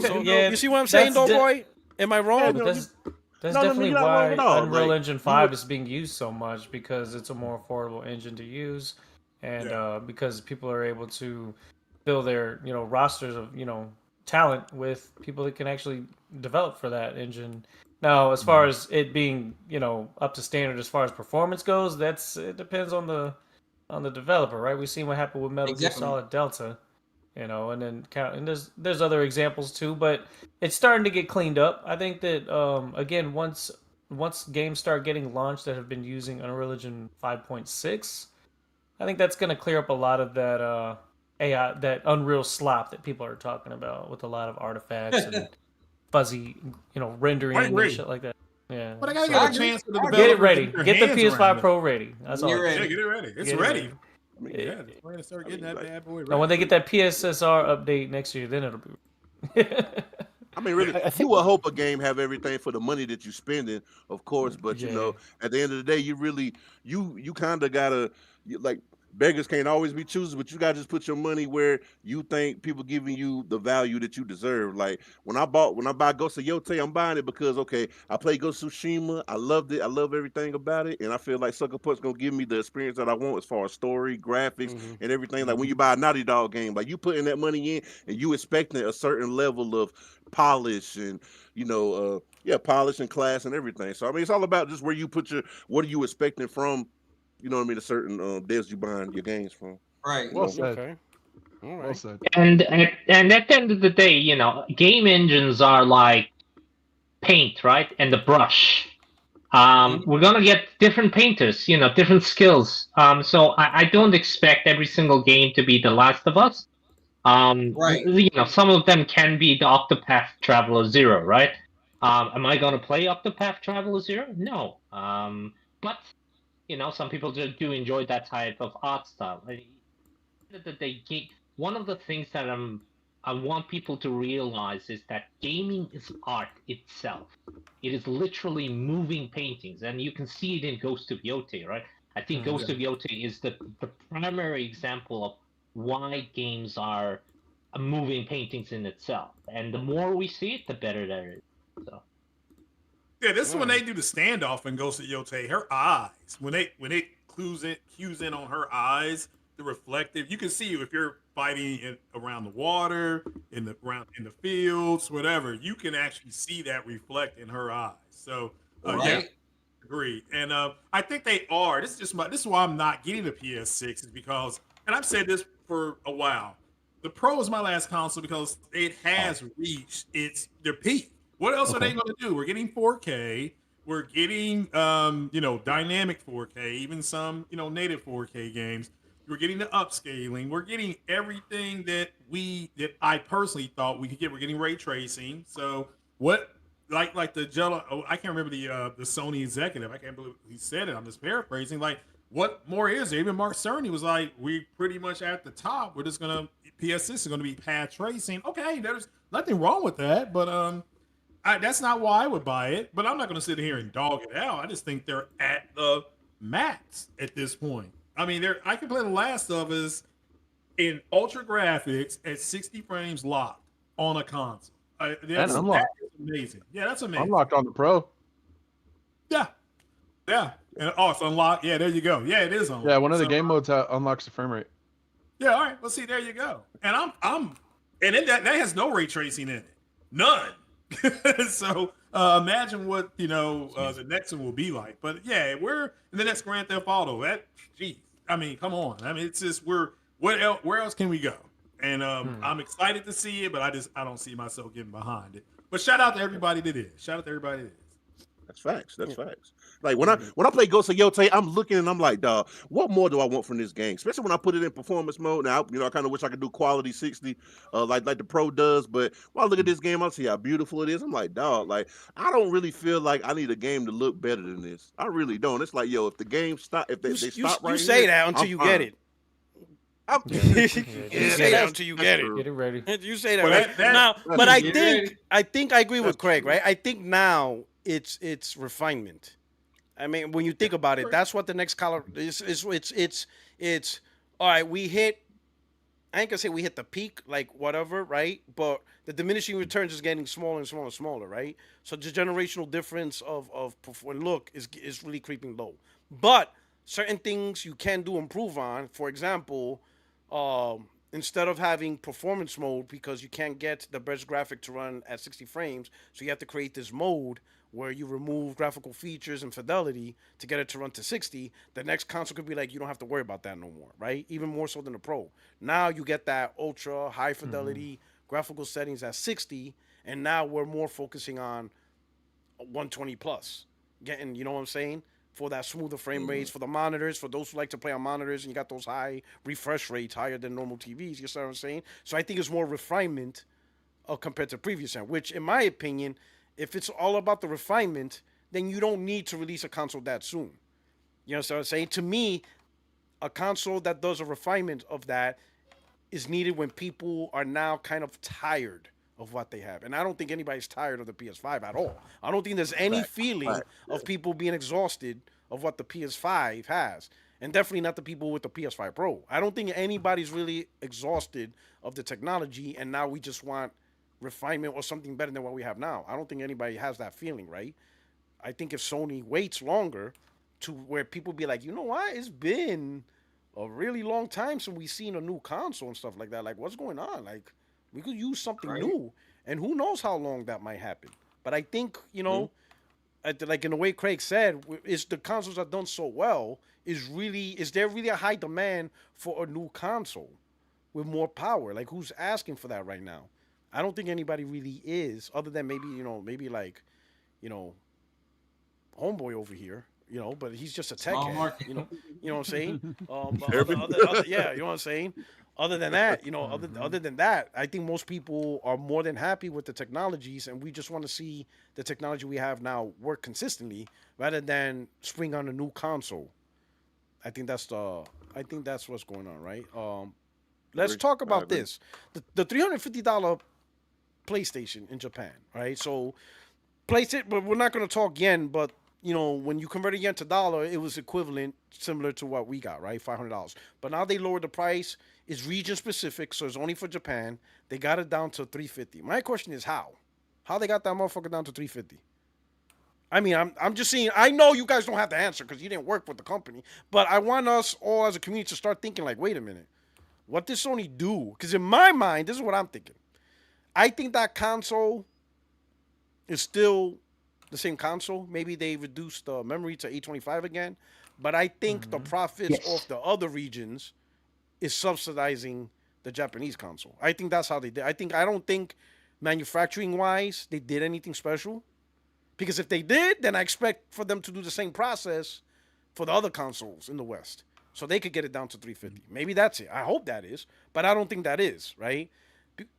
Because if you have this manufacturing process that could get a console down to 350, maybe Henry knows. Henry, did you get the email? You got point of contacts at the Famicom plant in China? No, except I probably Nintendo probably sending the killers to me because I talked about how they locked down the distribution channels the last time. They're going after you, dog. They're like, they put a hit on you. Got the ninjas on deck. So I had a conspiracy. On your ass. Y'all know, like, so one of the conspiracy that I thought may have is Gunpei Yokoi. He's the creator of. He's an old school Nintendo employee. He invented this toy for Nintendo that where you hold a grip and then there's a toy hand on the front, and as you push the button on here, and it'll operate like the fingers on the toy hand. But he also is the father of Metroid. So, and then he went to do the Virtual Boy, and that got him the Ken Kutaragi PS3 treatment. He got pushed to the corner of the right, and then he came out of his car to check on a flat tire and got hit by a car on the freeway. Oh God! Oh wow! So, fuck. Yeah. So I have a conspiracy that he was murdered because he lost so much money for Nintendo. That's what I think. Yeah. But that's a very cynical way of looking at it. Oh wow! Nintendo's ruthless. Yeah, that's a very cynical way of looking at it. That is Nintendo. Because we all hear about stuff about like organized crime, like in Asia, right? So, but anyway, so Ninkuza, huh? Isn't Ninkuza is crazy. No, like imagine controlling the production of the cartridges, the channel to distribute the game. Then you control the retailers. You tell the retailers you carry our stuff and not Sega and not NEC, and then you get or else you don't get Dragon Quest the next time we have shipping, right? You do that to the retailers. Right? This is what happens. Right? That's how Sega never grew in. Yeah. So, but. Man. Yeah. And I guess from my side of it is it's a simple equation. I think it's just competition. Nintendo has a special pricing for Japan with the Switch 2. I think it gives a really good kind of an excuse for also PlayStation to do it in Japan. And I think from a high fidelity gaming perspective, I don't think that PlayStation wants to lose that battle more in the Japanese market, because Japanese market is very important for them. So I thought I read that it's region locked, so I'm guessing that they're making the money back from the softwares because they have to buy the ones from Japan, right? Yeah. Yes. So that's my take. That's actually the real take. The other ones are all like stuff from last week. and my conspiracy theory on Gunpei Yokoi, poor guy. Rip Metroid father. Yeah. So I'm thinking Sony's balancing out profits of their console sales from other regions to offset, and then potential game sales, more game sales, because this is region locked. Now it's specifically just Japanese games, which probably supports Japanese retailers and digital whatever. But I'm like, I hope it's a manufacturing thing that they figured out, and maybe they started with Japan first, and then it could bleed over, or trickle over to the consoles. Let's say maybe America's the next target, and then Europe and stuff like that, right? Because these new consoles, they need to go down in price. They do need to go. They're 5 years old, 6 years old, 7 years old. They shouldn't be at $500. They should be at $300 price point. They need to get it down to those levels. And the main reason is you reach another market that normally can afford a $500 console. And I know some people be like, I know some people want to act like gaming is a luxury, but it never was. Gaming was not a luxury to that level, a luxury hobby, right? It starts out that way for the early adopters. So you could say for the early adopters or the first 2 or 3 years, for that crew who wants the latest tech and the latest technology, the latest gaming platforms to enjoy, yes, it's expensive. But over time, game prices drops, the peripherals, the cost of peripherals drop, the console drops, and now you reach a broader market who can participate and enjoy games, and they also are the buying customers, But now they're just buying the games at $30, $20. They're buying $300 consoles. They're buying $200 consoles, right? They're still subscribing to services, to play online, stuff like that. But you just reach a more demographic instead of shutting them out, right? So I don't think gaming should ever be similar to like if you want to compare it to the auto industry, don't try to be Ferrari, be Toyota. You understand? I mean, you have your premium cars to a certain extent, but don't lock yourself out of a whole group that can also buy cars simply because you just want to, create a Bugatti and keep it exclusive to the most highest clientele. I don't think gaming has ever been that, market. Right? It's always been the early adopters. All right, they're the ones with the most money because they're the first ones to get it. They're the first ones to brag about. And they're the first ones to get everything new. But then over time, you drop the price through manufacturing, stuff like that. Games that came out year 1 are now $15 year 5. And then everybody's just part of that ecosystem, just buying games at different levels and stuff like that, right? And even some of the late adopters, year 5, they might see a game that's $70 and they will buy it because they have the console and it's a big enough game, and they're like, oh shit. I'll give you the perfect example. Like The Last of Us, right? Some people didn't buy. A lot of people did not buy the PS3 at $600 or $500. It just didn't. I didn't. Yeah. I didn't. It was too expensive. It's too, but when they dropped it down to $299, whatever, a lot of people started buying. Buy it. You still didn't buy, you cheap bastard. Yeah. You cheap bastard. He's the one telling people to get a job. $399 40 gigs. My man said, get a job. You better get it ready. You better get it ready. You didn't get it ready. You didn't get it ready. I got it ready. Yeah, I agree. I got it ready when PS4 came out. But now, so now people saw the PS3 price point at a much lower price point, $299. They're like, okay, I could afford that. And then they ended up being part of the user base that bought The Last of Us for $60. Or $60 it costs. You see what I'm saying? So sure, you might grab a group later into the gen that bought the console at $300 and they're only buying $10, $15 games. But when a new game comes out and is big enough, they'll be like, you know what? I'm gonna save up because I don't want to wait 3 years till that game drops to $20. I want to play that game now, so they'll get it ready. They're gonna get it ready. I think we're gonna see that with. I think Wolverine gonna be a good example of that. Yeah, especially now, so late in the gen, 5-6 years, like that, if people was able to get it, and you got like a big game like that, that was definitely Yeah, Wolverine will be that game, right? So it would be interesting to see how Sony did the 350. I think it's more of the shuffling money around, right?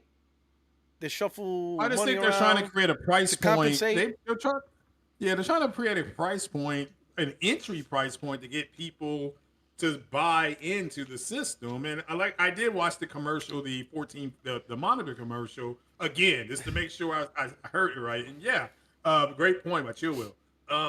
But yeah, you have to have an entry. What is it called? A barrier to entry, whatever it's called, and you have to create a low barrier of entry. Yeah, and that's 55,000 yen is a fairly. And Japan's economy is crunched too, but that's not a bad entry point. And then you try to move them, and now they're really pushing 350 is the not portal. bad. The portal isn't it 300? I don't know how much it is in Japan. Yeah, but 350 is not bad. 350 is a great price. Yeah. And you don't have to buy a game. That's the price of a Switch 1. 350. Yeah. You don't have to buy a game because they have a Japan version of Plus? I assume they have a Japan, and so you can get they all have that. probably a whole lot of Japanese games. Are we they may making have more assumptions games. again? Well, no, I'm not. I'm just joking with you, bro. Saturday afternoon kung fu. First you went after China, now you went after Japan? Come on. No, I know he's the man. Listen, Sony had if a you good didn't know, day today. Their stock Craig's is a up, passport, bro. Craig's a passport. I haven't been to Japan yet, so not yet, but he's getting it ready. Yeah, not yet. Getting it ready. I am getting it ready to go over there. I gotta learn some Japanese. Okay, it looks like Tokyo. The first thing he's gonna learn is get it ready. In Japanese. I know some Japanese, but I don't know. I DM'd you on the different pronunciation of "get it ready," and Google Gemini gave me 2 other options. Probably formal, formal and standard. What's the standard one? Standard is just 把它准备好. Well, that's too hard. Japanese version's easy. Yeah, what's the Japanese version? You could just say you just say be ready. Oh, okay. Yeah. All right. Well, I'll just say be ready then. Yeah. I think the correct listen, Craig's. The US market is $3.99 coupled with GTA 6 and Wolverine. Now, if they can get it down to $3.99, that would be magic. But at the moment, a digital is $4.99, right? In US? No, what the console? It's for console? I think the digital. No? I think the digital is 500 and the disc base is 550. Yeah. So my thinking is I'm not sure if they will be able to get it down to $3.99 or $400, but if they can, I think they have a really big chance of capturing all of the laggers who are currently still on the PlayStation 4. But the question is it worth for them to do it next year, by the end of the next year? How long do you think they'll have that price there? How long do you think? I would say this, if you're still on the PS4, then you're primarily just playing like the sports games, the free-to-plays, because all the new AAA games, there's no PS4 version. No. Resident Evil, the Capcom games. PS4. Like even in the state of play today, they showed PS4 releases. I was like, damn, they still making games for the PS4? Like, wow. Oh, look That's at the graphics. Japanese right there. Look at that, man. Look at the graphics. Now we know why the graphics look like that. Yeah. The PlayStation, I'm surprised it's not coming out for the Vita. It's all right. So, So let me move on to the next topic, and it's this one makes me happy. It does. Ghost of Yotei. I'm just gonna show you a picture of how those haters look. Now, this is how they looking. Like this is how they looking right now. They got their ass beat, bro. They got fucked up, bro. Yo, they got their ass stomped the fuck out, bro. Right? Yo, shit is crazy. Like if you don't know, Ghost of Yotei sold 3.3 million copies in a month, right? In a monthly comparison, because I know people are using the 2-day comparison of Ghost of Yotei. I mean, Ghost of Tsushima, I think it sold 2.7 in 2 days, whatever. But in a monthly scale, it sold 5 million in 4 months. Right. Ghost of Yotei is already at 3.3. And it had a higher Tsushima launched during COVID, actually at the height of COVID. So yes. So there's a couple. Yeah. So there's. I'm glad you said that because there's a couple of data points that people. Yeah. But anyway, I showed this picture. The haters look like this, and they still fighting. Like, bro, you're already in the hospital, bro. Like, yo, go tend to your surgery because your haters got fucked up. Fucked bro, up. Like really bad. Your life. they're out here struggling. Like, bro, you're missing your kidneys. Your kidneys are shut down. Like, you better You better get yourself some help. Man. So, so when you look at Yotei and Tsushima, right? So here are the vast differences. So on the scale of monthly scale, Yotei sold 3.3 million in 1 month. Tsushima sold 5 million in 4 months. So there's a 1.7 million difference. So from now to like 3 more months, can Yotei sell another 1.7 million? I think it easily can. Oh yeah. I think Fuck it, yeah, hell, man. I think I'll be honest. I think it'll be 5 million by month 3. To be honest, I think it'll be. Yeah, I do too. I think by month 3. Holiday. I think it's because the holiday is now approaching, right, around the world. So I think Yotei could easily be. I think easily Yotei could be 5 million by the end of month 3, let alone month 4. Right, that's one. The number's gonna be even crazier when my girl Atsu win this goatee. You hear me? Let's go. Shit. Oh shit. There you go. Let's go. So you got that factor, right? Factor number Black 2 Friday. is the user base stall, right? Because Tsushima had the advantage of already being over 100 million because it came out the 7th year of PlayStation's generation in 2020. Yep. So PlayStation 4 has been out for 7 years, and 2020 was the height of COVID. So we were in lockdown, and that's when game sales boost just skyrocketed because that's what people were primarily doing. They were just they were home. Everybody was stuck home on a lockdown on a global scale, right? So that boosted game sales. And I think 2020 screwed up gaming, and that's a separate topic because I don't think the industry realized they shouldn't counted that major spike in sales as the norm. I think they should have realized this is just temporary. Let's not make decisions based on this spike because once everything opens back up, it's going to shoot back down to normal levels. But anyway, that's a different combo, right? But, over 100 million PlayStation 4 sales, height of COVID, ended up selling 5 million in 4 months. Goes to Yotei, 5 years into the gen, 84 million console sales, right? Just slightly behind PS4. We'll talk about that too. But 3.3 million in a month. And I think it'll easily reach an extra 1.7 million mils over the next 2 months. Especially going through the holidays now. I could see that easily happening, right? So big success. I think we all agree, the success. What I really want to ask you is, why the hate over, like I see people, they cheer failure, Xbox, cough, cough. Xbox, But things that actually do great, they want to hate on it. Yo, Chua, I want to hit you up. What is this disease of praising failure but bashing success? Like, what the hell's going on? I don't know. Probably because on the other side, they can't fucking say anything was a success this year. Like, in my honest opinion, what fucking charted, dude? Like, 2 days into the market, Ghost of Yotei was already the 18th bestseller for the year. It wasn't Avowed. It wasn't Doom. Fuck, I wish Doom was up there. It wasn't. Well, they got Horizon on Midnight. There. Which one?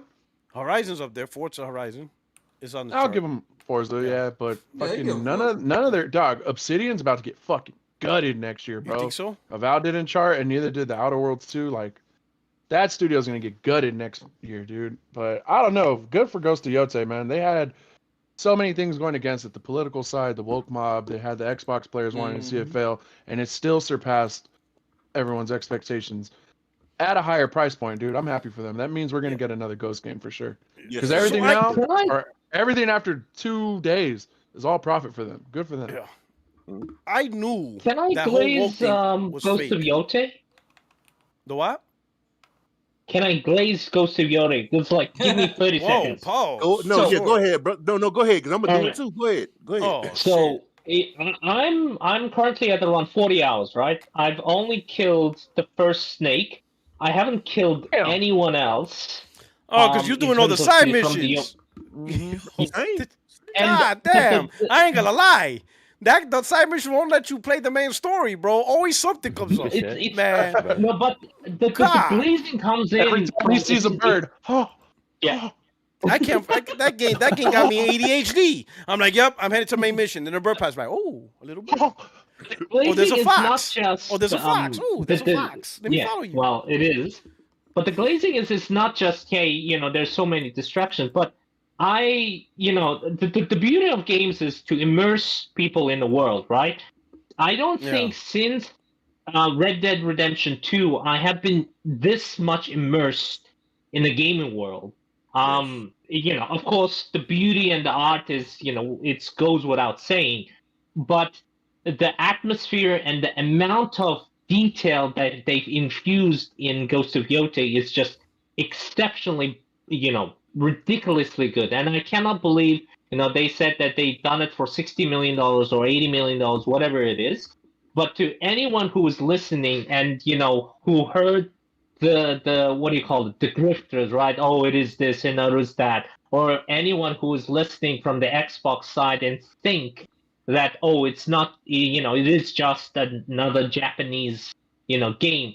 Like, just try it out, and you will at least hopefully understand how amazing work they have done. There's a reason that why people are talking about it as Game of the Year is that there's, except for Red Dead Redemption 2, I think this is the second game I've ever experienced it. And, I played Death Stranding, I played, Horizon Zero Dawn and Horizon Forbidden West, but you would never see a beautiful world like this in any game ever. And, yeah, glazing done. Man, yo, can I go next? Because absolutely. my glaze off too. Absolutely. Yo, shit. My glaze off too. It's gonna be a glaze fest. Look, man. All right. So honestly, like I can't say, I 100% platinum the game. I did everything. I was in the game for like 70, almost 80 hours, bro. I played it on my 65-inch OLED. That game is absolutely gorgeous, bro. Gorgeous. I mean, I got literally like screenshots and video clips where you can just like look out into the vastness of the world, and you see you can see the weather mixing in with the environment, and like it's just everything about that game. Just love the gameplay is dope. I mean, the gameplay loop is actually fun. I mean, I obviously, it's a joke when you see a bird, you're doing something, you see a bird, you go. But I mean, it actually brings you to another place, So it's like the quest merge into another quest, into another quest, into another story. I mean, yo, the gameplay loop is amazing, dog. So, and I definitely just want to say I appreciate everybody who actually bought the game, because those are the type of games I love. You know what I mean? And I want to see more of it. I would love to see another Ghost game if they go to another region, they do something else. Like, I mean, 3.3 million is amazing, especially with all the negativity it was getting. We don't want a female character. This and that. Like, dog. Like, shout out to the real gamers who don't care about that shit. The real gamers who said, look, all the politics and shit, leave all that shit out of there. Look, we want to play a good game, and this is a great game, dog. So if y'all haven't played it, make sure y'all go buy that for Christmas. Do yourself a favor, man. Enjoy yourself, because it's I'm gonna go get me a physical copy just because you said something. Come on, bro. I'm telling you, dog. It's a treat. It is a treat. I'll cop that shit for Black Friday for sure, bro. Yeah, that game is motherfucker. I'm definitely getting it. It's the best game that's come out this year. It is better than something called Expedition 69 or whatever it is. So it's a better game. And whatever that game is. Expedition 67. And I agree. 6-7. Yeah, Sony introduces a brand new character, because when Nathan Drake retired, they introduced Aloy, and then you had Jin Sakai, and now you have this Atsu, and I just like the character. I like her character. I like the matter of fact attitude. There's some give there. You can make some decisions, but overall, I loved it when she fought some guys with the snake mask on, and they said she killed the snake, and he was just like, yeah. She was like, yeah. What are you gonna do about it? And and she always says, "Pay me, pay me, pay me." What's your favorite weapon? Yeah. What's your guys' favorite weapon to use in the game? Like as right far now, as, I like that. With the mid game and all. Right that. now, I like the spear. I like dual katana, man. Yo, dual katana is the I'm a goat. dual. Yeah, I always been a dual katana I like guy the in way the almost dual most katana games. looks, yeah. When they introduced dual really katana cool. and Ninja Gaiden 2 Sigma, or Ninja Gaiden Sigma, I think it was. I was all about the dual But my dual katanas. I don't know katanas why. don't do a lot of damage. That's how it was at Elden Ring. But it looks so I played with cool. dual katana. But it looks so Yeah. cool. It does look cool. Yeah. One thing I want to praise the I'm game style too. over victory. I'm the guy, like, I don't want to win the basketball game. I just want to look good while I play it. That's you know what? I'll give you that, because man. that's very Puerto Rican of you. Yeah, look good, man. You know what I'm saying? Listen. Yeah, you know what? I'm glad he My said man it for is the Puerto show Rican. had Miles Listen, Morales let me in the tell you a Puerto little Rican story. suit. Let me tell you a for story. sure, When I was a definitely. kid, I cracked my head here. I still have the scar, and I was bleeding down my face. So I was in my room. I did some stupid shit, cracked my head. I get like a real cut, and I started bleeding. And I went, ran to my mom, and my mom just saw me. First reaction is, hit your child, because they did clearly something stupid before you ask what happened. And she's like, "Oh my God, we gotta take you to the hospital." You know what she said first? Go take a shower, because we gotta clean you up before we go to the hospital. So I'm bleeding, but I'm taking a shower because she's not gonna let me go to the doctor dirty. And she's out there getting clean clothes ready for me. Oh my That's God. literally, yeah. So she told you to exactly. take a shower. So, You gotta so get listen. ready. So even in the hour of our death, you're gonna look good going out. All right, you ain't going out like this. Man. Like, nah, you're not dying like this. You gotta clean yourself up and die. So even at the hour of our death, you're gonna look good dying. All right, you ain't gonna be all disgusting. Anyway, go ahead. That's I'm just real, putting it though. out That's there. real. Yeah, I got the whole chat. I I got the whole chat. Like, what the fuck is just going on here? wanted to touch on the storytelling too. Like, See, that you came know, out of nowhere. I haven't got too far in the story, but like I'm loving like the stories of the side content. Like I just It's came great. across an NPC that was some chick, and like they burned her fucking child. I was like, what the fuck? Oh, Like man. the story's just man. really good, dude. Like, and she thought like Atsu was fighting for the Raiders or some shit like that. But I like how grounded it is. Ghost of Tsushima side stories were just as good. I was like, Yep. this is a 1600 or 300 years after, right? The 1600s? Yeah, 300. Yeah, it's like 300 years. It's like 300 years after. They treat their women like shit. I was like, just treat this broad like shit. Keep it grounded. And that's what they did. I'm like really loving the story right now. Sucker Punch does a great job of that too, man. It's like, yo, every do their homework. side quest, every story, like, has feeling to it. You actually feel it for sure. Yeah. And I've been only one to play for an hour, then I keep seeing that damn bird, and I'm like, oh gosh, here we go again. Next time I'm there for 2 hours. Yo, it gets you right. Right. Yeah. I'm like, oh, I gotta follow this Yeah. thing. Where are we going now? So yeah. And talking about the story, like I said last time, man, like the story really made me analyze other games that I played, like The Last of Us 2. Like I said before, I kind of had issues with it and stuff. But like when I analyze or juxtapose The Last of Us 2 versus Ghost of Yotei, it makes you think like, okay, yeah, this makes sense. You know what I mean? It makes you go back and look at stuff differently. So I love that, man. Like that narrative is just so great. Wait till you play God of War. Ooh. Oh no, I played them. Yeah, I played. Everybody's both of them, played God of War, bro. You the one. Oh, bro, I love God of War. Yeah. Well, I beat the first one. I just need to beat Ragnarok.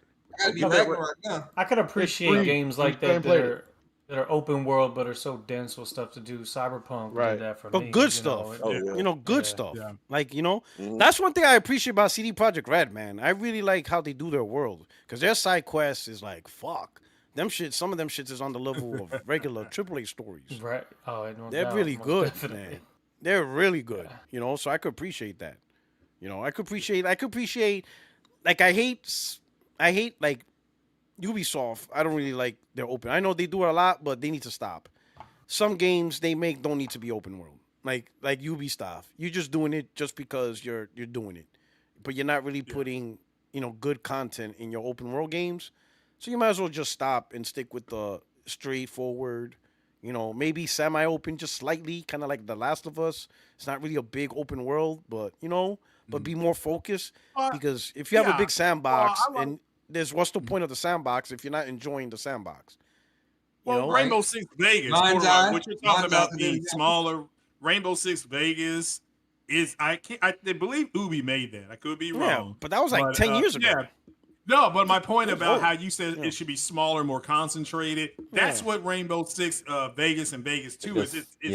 It's very small. It's My favorite contained. Ubisoft game, Vegas 2. Yeah, mine too. Yeah, Rainbow Six Vegas is mine, and I wish they would bring that something like that. Like you're saying, Yeah. I agree. Linear. Something smaller, a little bit wittier, tactical, which is what made that series stand out from Call of Duty. It's Call of Duty's not tactical at all. It's just overwhelming force, right? But super Rainbow soldiers. Six, Rainbow Six, Rainbow Six Vegas, you're facing more people, and you have to be ruthless in your tactics, and that's a challenge.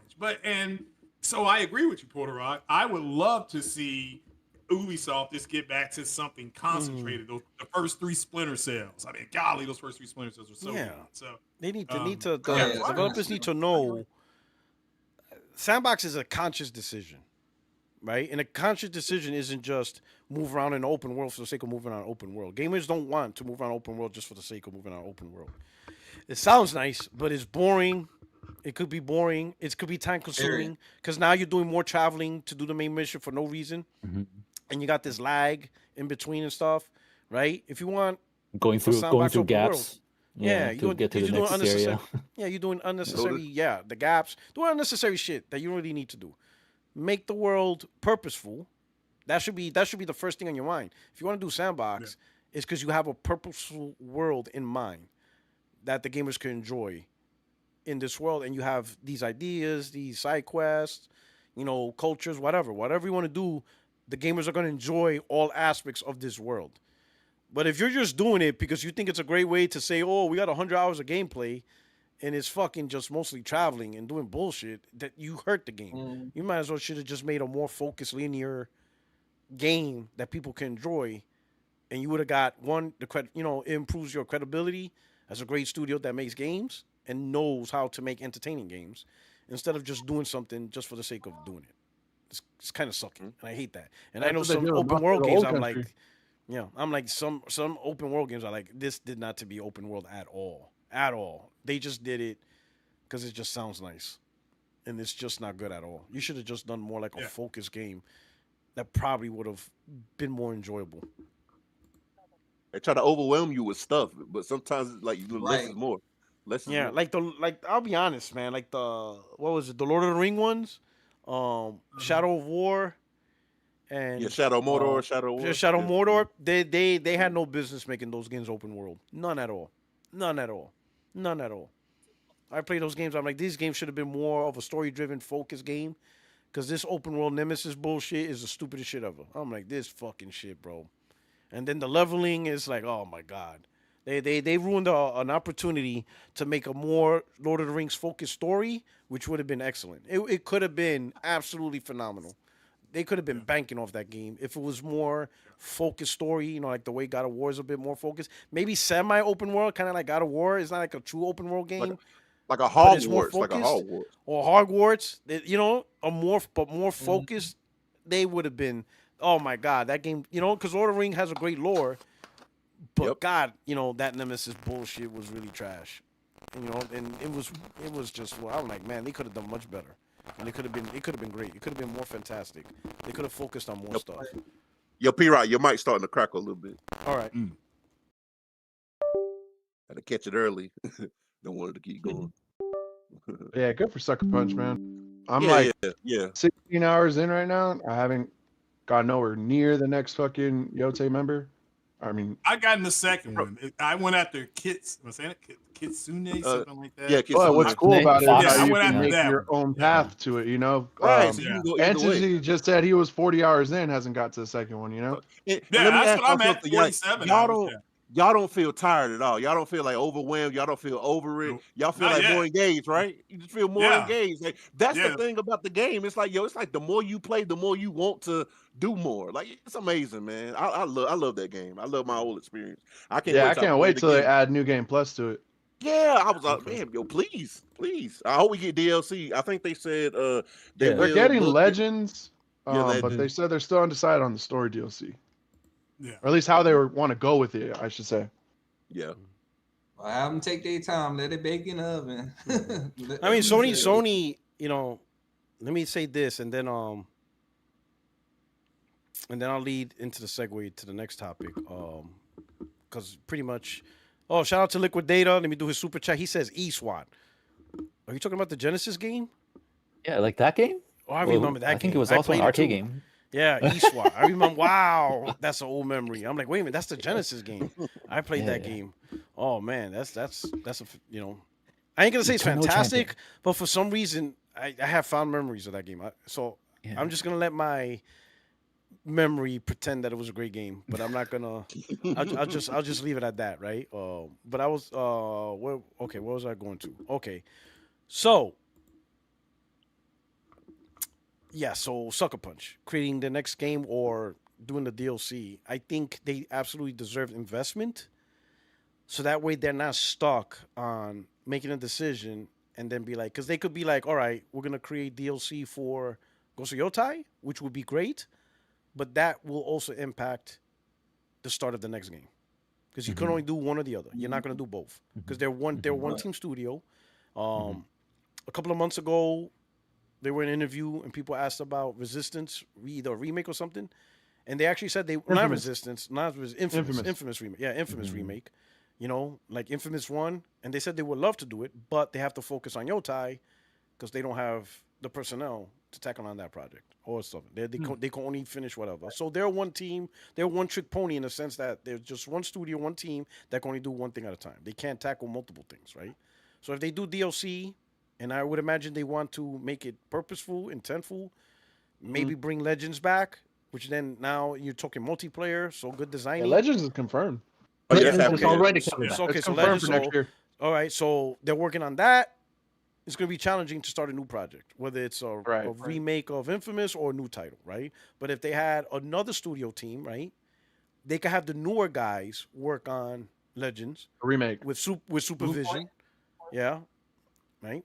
Well, not even Blue Point. I don't want another studio. I want Sucker Punch to grow. Oh, like a subdivision. Like Team 2. No, Team 2 now. Yeah, Team 2, right. Sucker Punch. Gotcha, yeah. You know, Sucker Kick or something. You know, Sucker Elbow. For each team, you know, a ligament of the body. Sucker Punch, Sucker Kick. You know, Sucker Shove. So now you have Sucker Free. Sucker Free Studios, Sucker Free Development Studios. No, but you have now, and of course they'll be newer. Maybe some of the guys in Sucker Punch proper, they now go to Team 2 and take over the leadership position. So you give them promotions, which I think that's another way to keep talent in your studio. Because after a while, you don't want to be in the same position. You want to lead stuff. You want more pay. I would imagine Henry can understand that, right? You see a lot of great talent leave because there's no room for promotion in that company. So they got to go where their growth is. That's exactly what happened. In that same interview you brought up, they mentioned if they would ever bring back Sly Cooper. He was like, nah, I don't even think the team wants to do it. There's only like 5 of us that worked on the original Sly Cooper series that are still here.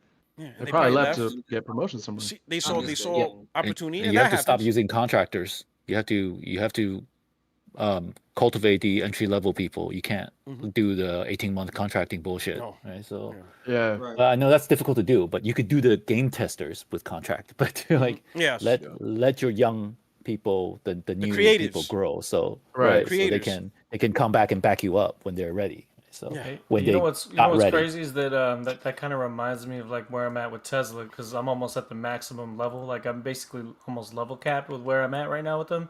And they just announced, which I guess during this was public info, so it's not like insider info. Aren't you going to MD? Well, I'm still at Tesla for now, but I'm just saying though that that we are going to be making. I thought we had that conversation. We are going to be making the autonomous humanoid robots at the factory in Texas, and so I'm like, oh, so I get to keep my job for a little while longer and make them, and then they can take my job. Oh, man. I want one of those things. Will they take a post? I don't know, bro. Greg, you are nasty. He want one that look like Halle Berry, you know.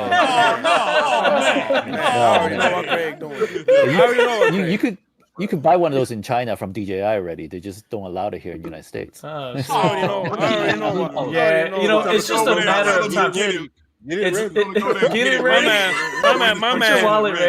My man wants a robot that looks like Sydney Sweeney. Man, I know you smoke bunny ass. Oh man, this guy. He's gonna tell his robot, you better get it ready. Oh man. It's only a matter of time before they have a real life one that looks like E from Stellar Blade, bro. It's like that's gonna happen. That is crazy. This dude's wild. This dude, I don't even know what to say. This dude is wild, bro. Oh man. I brought it back to gaming. So back with Sucker Punch. All right. So my point was this. So the reason I talk about this is because this leads me into a segue to the next topic, which is what is it? Bungie. Now, let me pull this up. I'm so sad about that. Man, this is like it's like you played a lot of Destiny, dude.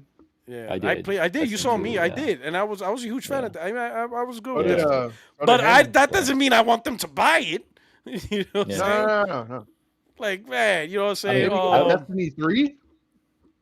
well, Oh, so well, what was the Destiny, news? I never even paid attention to what Destiny happened. was started with a 10-year They plan, lost right? money. That's So pretty much what the news yeah, is. Oh. yeah, and then But Activision, they well, just the put 10 them on their years running books. up, They need right? a year So to like try to turn that studio around. They just had a big update too. I think they had some. it would have been good if they bought low and then So- go high, but then it's we- kind of like they bought Destiny high and then it just went down since they got it. Yeah. Yeah, but I'm with B-Rock. They didn't need to buy them. They're gonna get those No. games anyways. So Yeah. right here, Yeah. the article says Sony says Destiny 2's sales and user engagement have not reached what they expected when it bought Bungie, downwardly revising projections at its records as it records a 204 million impairment loss on Bungie assets. Sony says Destiny 2 is underperforming against its acquisition expectations, lowering projections, and recording an estimated 204 million impairment tied to Bungie ahead of December's Renegades expansion. Sony has acknowledged what many Destiny 2 players have felt this year: engagement is down. Over the last few months, Destiny 2's player numbers have slipped to new lows on Steam, and based on API-driven estimates, fallen below the lows seen during Curse of Osiris in 2018. Community sentiment has been rough. Now, Sony has put a hard number on the business impact. In Sony's Q2 FY 2025 earnings call, Sony recorded an impairment tied to Bungie's Destiny 2 assets and said it has downwardly revised its projections for the near term.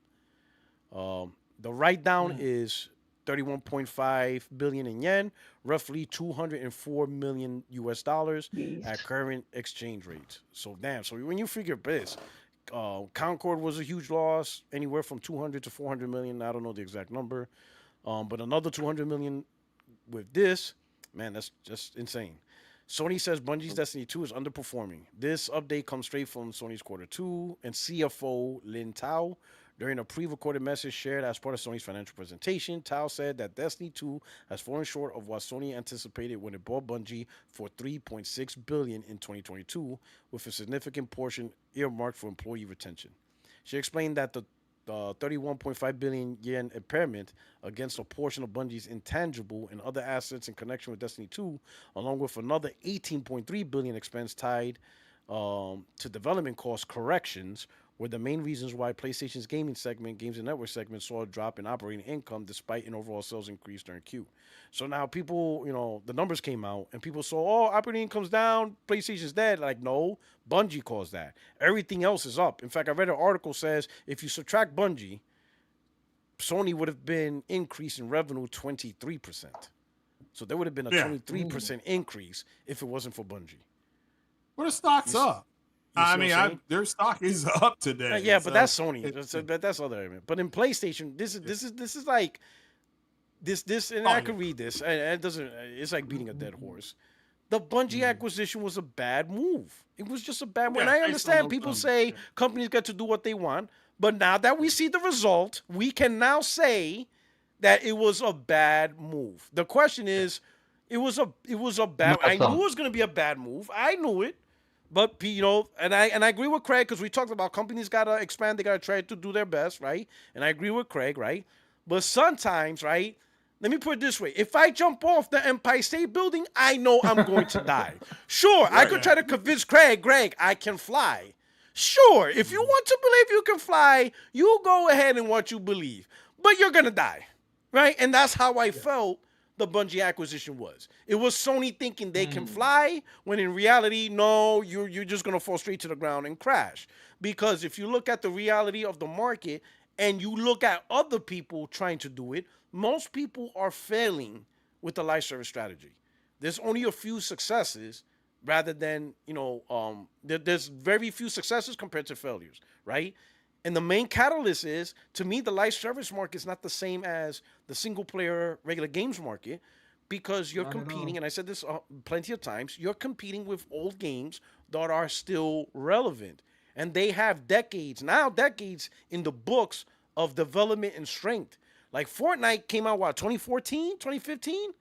So let's say 10 years. That game has 10 years of DLCs, updates, man packs, community. You're not beating that game. That game is solidified in culture. Call of Duty. Yep. I love to talk about, Battlefield 6 is going to do something. It did nothing. Call of Duty is ingrained in culture. It's been around too long, has too many updates. It just has too much stuff to take it down, right? So when you create a live service Even game, what up? even Starfield struggled to compete with No Man's Sky.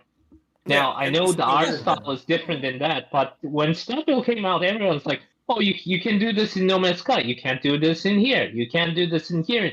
So I think the general consensus can be said that from a Bungie acquisition perspective, yes, it is not doing well. But to be honest, I'm not going to fully write it off until Marathon succeeds or fails. What's the pulse on Marathon? You know what's a really embarrassing thing from like you really need to ask that question, dog. They stole people's art. I know. That tells you everything you need to know. I thought that what they were going to do, or what they could have looked into, and maybe they did, was have that be, if you have the premium, was it PlayStation Plus Premium? Maybe put it on Premium for free, or a 10-hour trial or something like that. Well, put it on like a 10-hour trial or 8-hour trial. For what? Is that marathon? Marathon, yeah, just to see how people will react on Premium. Like here, because they do demos. I don't know if they do 8 hours or 10, or something like that. But they did internal playtests and stuff like that. And yeah, and creators, and all of them were like, all the Bungie, like the Bungie specific creators, they were all like, I'm not playing this shit. Like when this shit comes out, like they were like, nah, dog. Right. Yeah. Like, how did they get it so wrong, considering that they made this game before? Like, but so I will say this. Let me do some super chats, because we got some people who contributed. Mount Cash, thank you for the super chat. Says PS should have kept Firewalk and turned them into a The Last of Us Online studio, where 1 or 2 Naughty Dog heads directs them with this character's arc and story. So I hear a lot of people keep saying they should have passed The Last of Us Online, but I don't think anybody's listening to what Naughty Dog said. Naughty Dog said they shut it down because it would take their entire studio to manage it. Their studio's 1,000 people. So I don't think people are listening. Listen to what Naughty Dog said. If they were to push The Last of Us Online, it would be the entire studio. Sony doesn't have another 1,000-personnel studio. They don't have it. Right. So nobody could have managed that, right? And then even then, if you take a game, and this is what I don't like. I never liked the idea of a game that was created by one studio, and then you just give it in the hands, and now the future of that game is another studio. That's a totally different vision. Sure. So now you're putting The Last of Us Online from the makers of Concord? Like Halo, yeah. Like, what do you expect? Yeah, Halo's a perfect example. It's really hard to get that vision. So I don't know if The Last of Us Online in the hands of Concord, and plus Fireworks not big enough for the last, based on Naughty Dog stuff. So this is based on Naughty Dog. They said that. I know, and they're kind of doing it right now with another studio. Fire Sprite's apparently working on a Until Dawn Part 2. Like, really? I thought they had canceled Until Dawn. I didn't know about Oh no, that. that's great news. Yeah, I'm playing that now. Fire It's Sprite, not actually pretty Firewalk. But Fire yeah, that's Sprite. like apparently the Well, business Until right Dawn now. was made by who made They're made by the Superman. Supermassive. But yeah, so now that's a good point. Supermassive, they made Until Dawn because they're the ones making all those type of games, like the Dark Anthology, Madame Medan, the Madame Medan, right, all those games. So that's their games. That's what they do. Now you put in a studio that don't make those games. I mean, it could happen, but you really run a risk and stuff like that. But I know people want The Last of Us Online, but what Sony's mistake was they made the game too big. They should have just stuck with the multiplayer formula, The Last of Us 2 multiplayer, and then naturally grow it bigger, little by little. Right. Notice they didn't do that with Gran Turismo 7. They didn't completely revamped into this ridiculous thing. They naturally grew Gran Turismo series generation over generation and just evolved the multiplayer bit by bit and got it better by better into what it is today. They should have done the same thing for The Last of Us 2 instead of just outright, let's just make this super big project. And now we realize the project is too big for us to tackle the online portion and keep making single player games.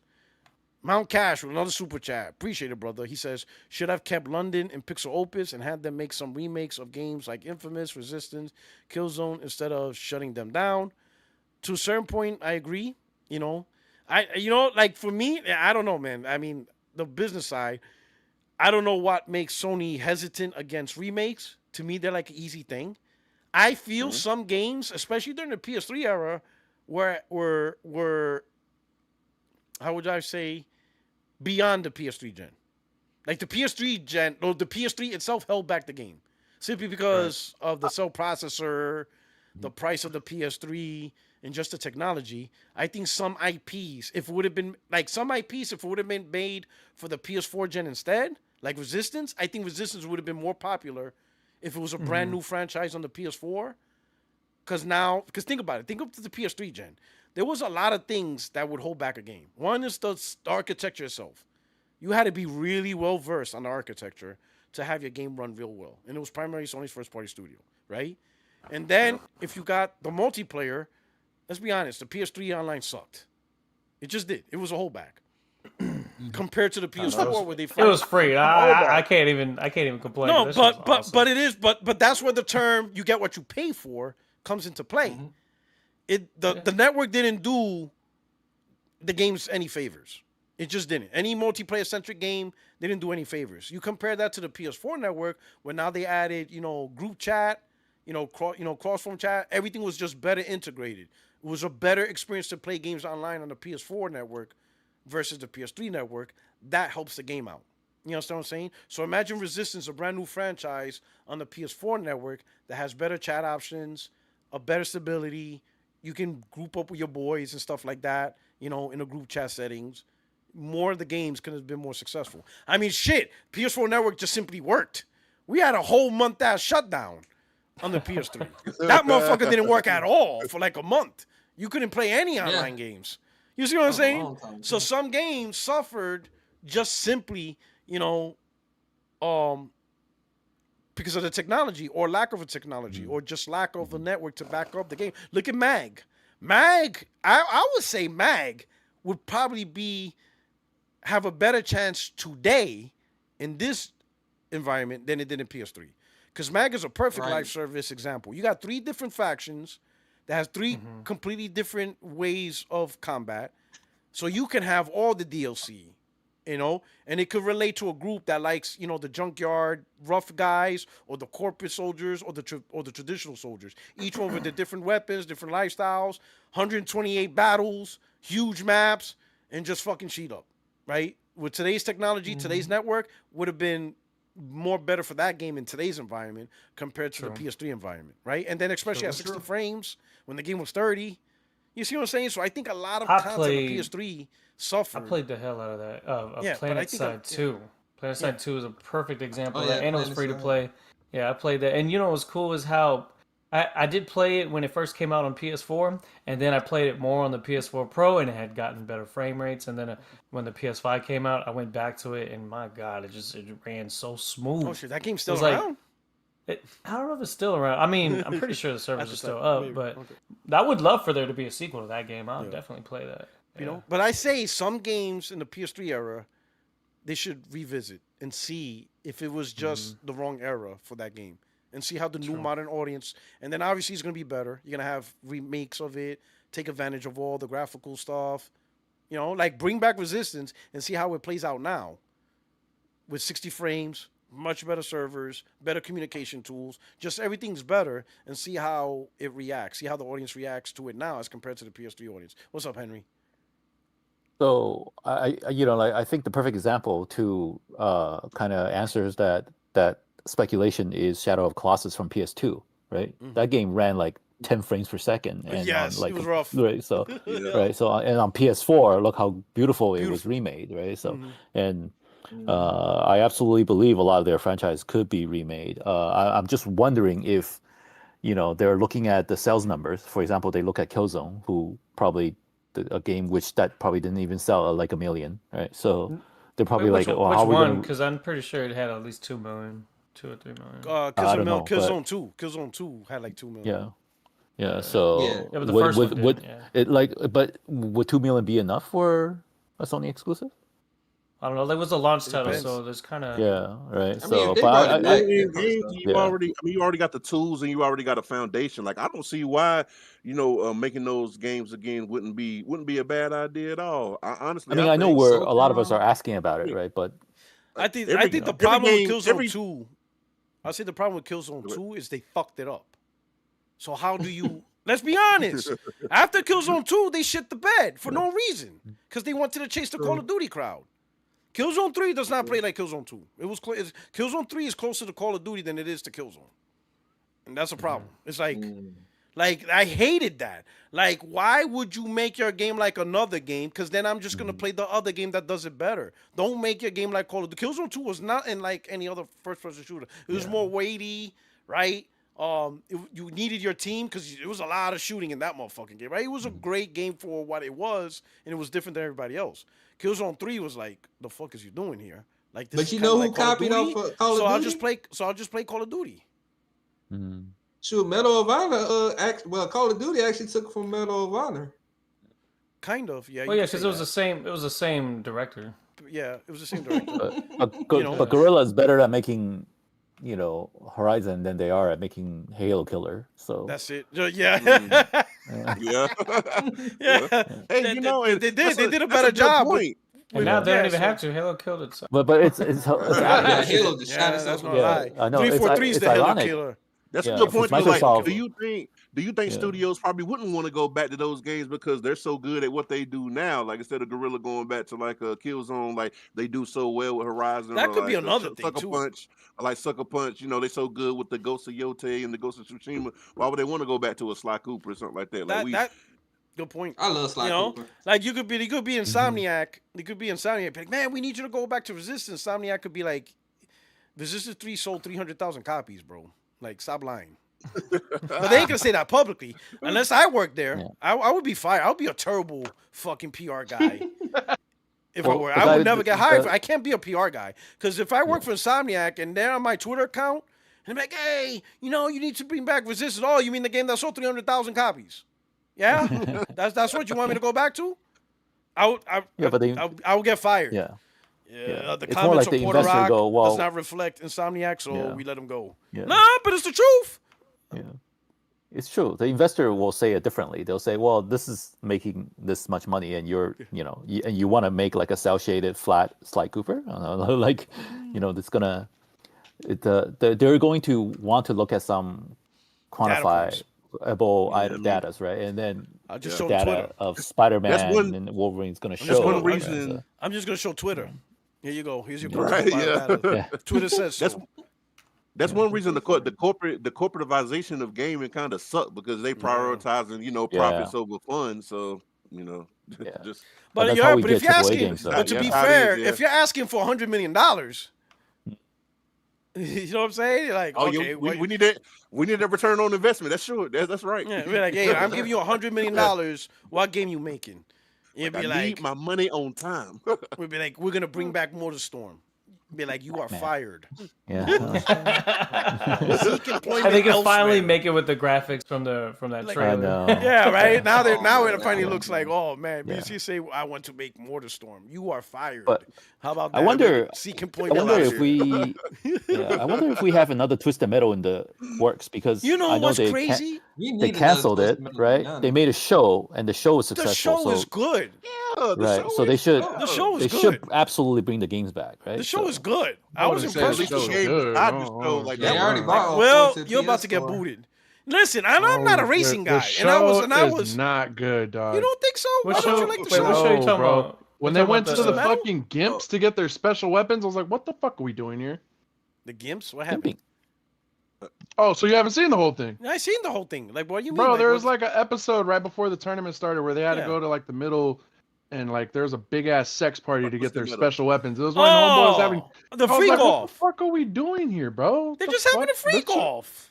That's to get the cranks. You gotta get the cranks to watch. They're just getting it ready. Come on. My man got the freak off.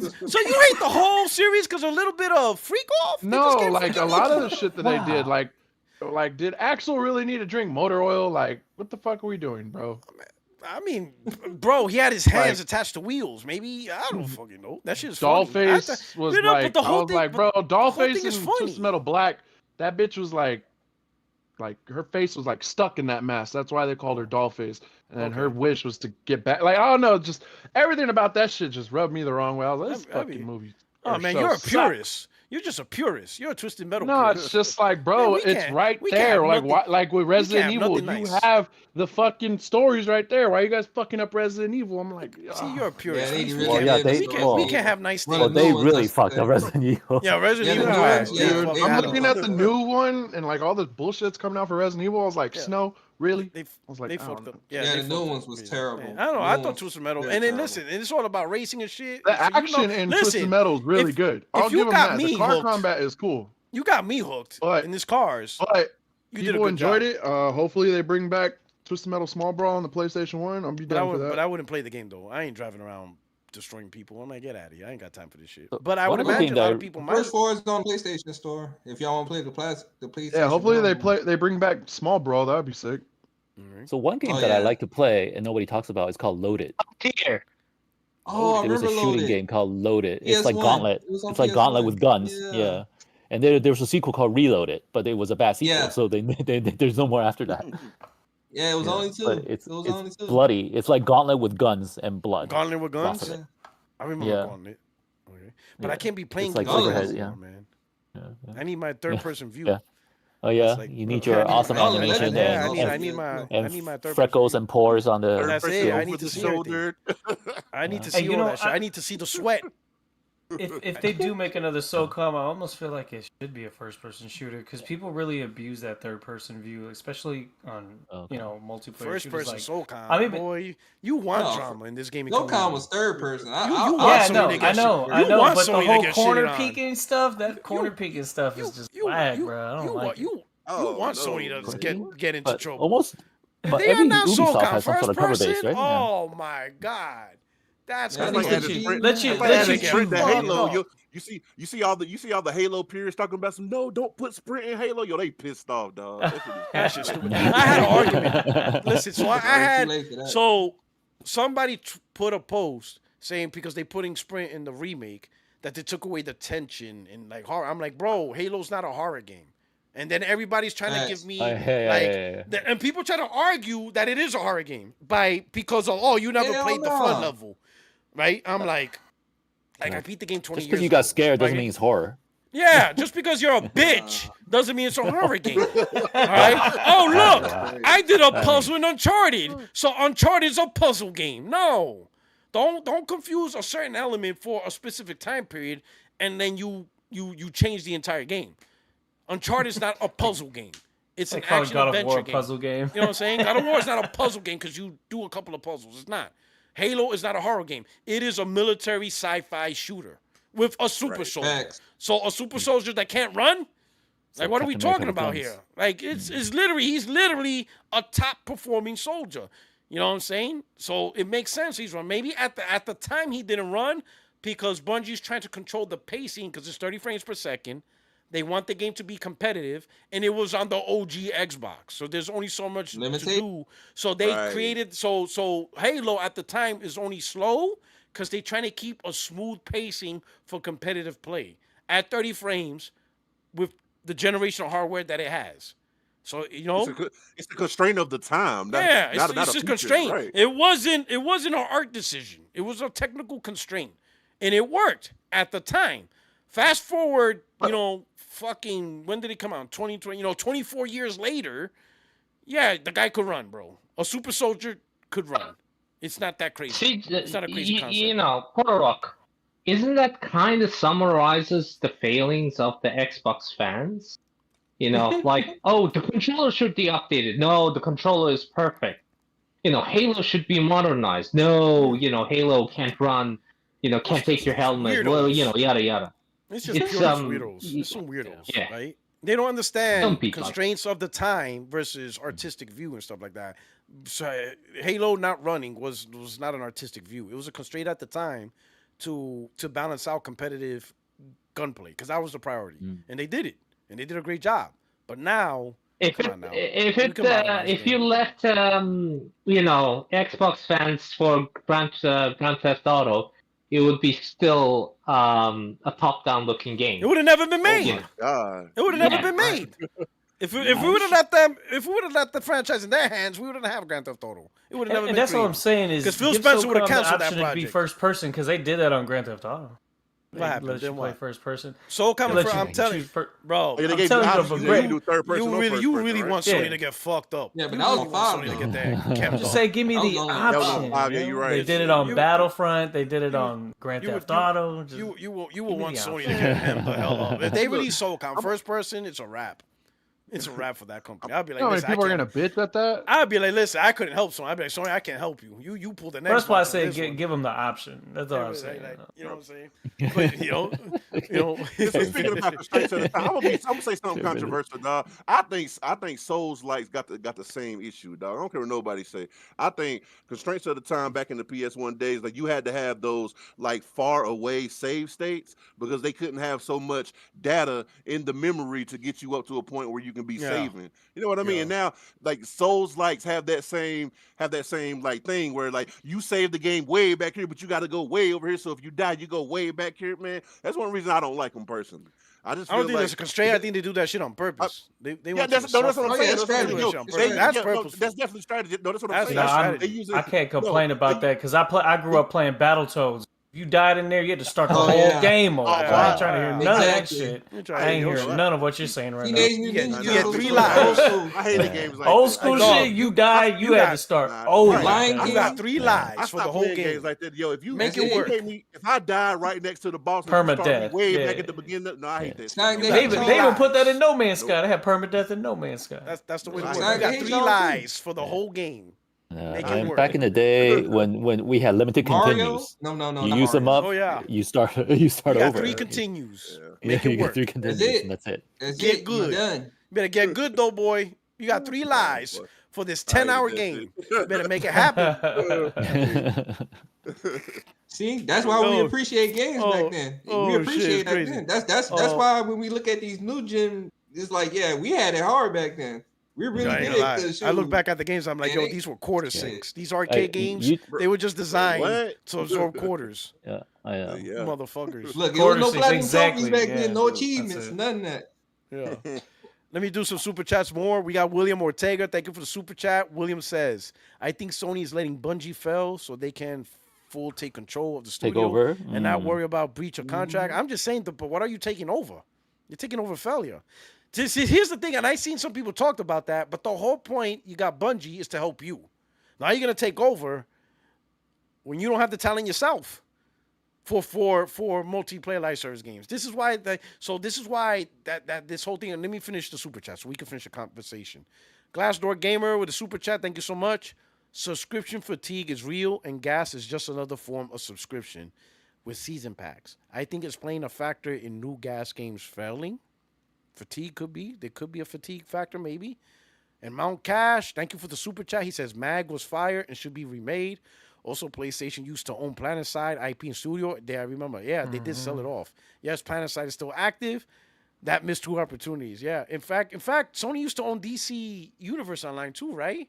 Yep. And PlanetSide. At one time, yeah. And they had, Yep, what was it? all before its time. It's weird, all man. of They those had- games were before its time. Yeah. PlanetSide was before its time. Yeah, even DLC, You know, DC yeah, Online. remember when Sony had, what was it, the Star Wars one? KOTOR? Oh, KOTOR? no, not KOTOR. Talking about It was Battlefront? online. It was Battlefront? online. Oh, No. It was online. No, Star it was Wars a Star Online? Wars Online game. It was a PC Yes. only exclusive. Yeah, but yeah. Sony had it. I Sony forgot the name. Sony Yeah. control. Then they sold it, right? And then they sold that too. Oh. Yes. But I played the first version, right? Now, what made the thing good was you create a character and you could be a bounty hunter, merchant, whatever. But the hope was that one day you would be picked to be a Jedi or a Sith.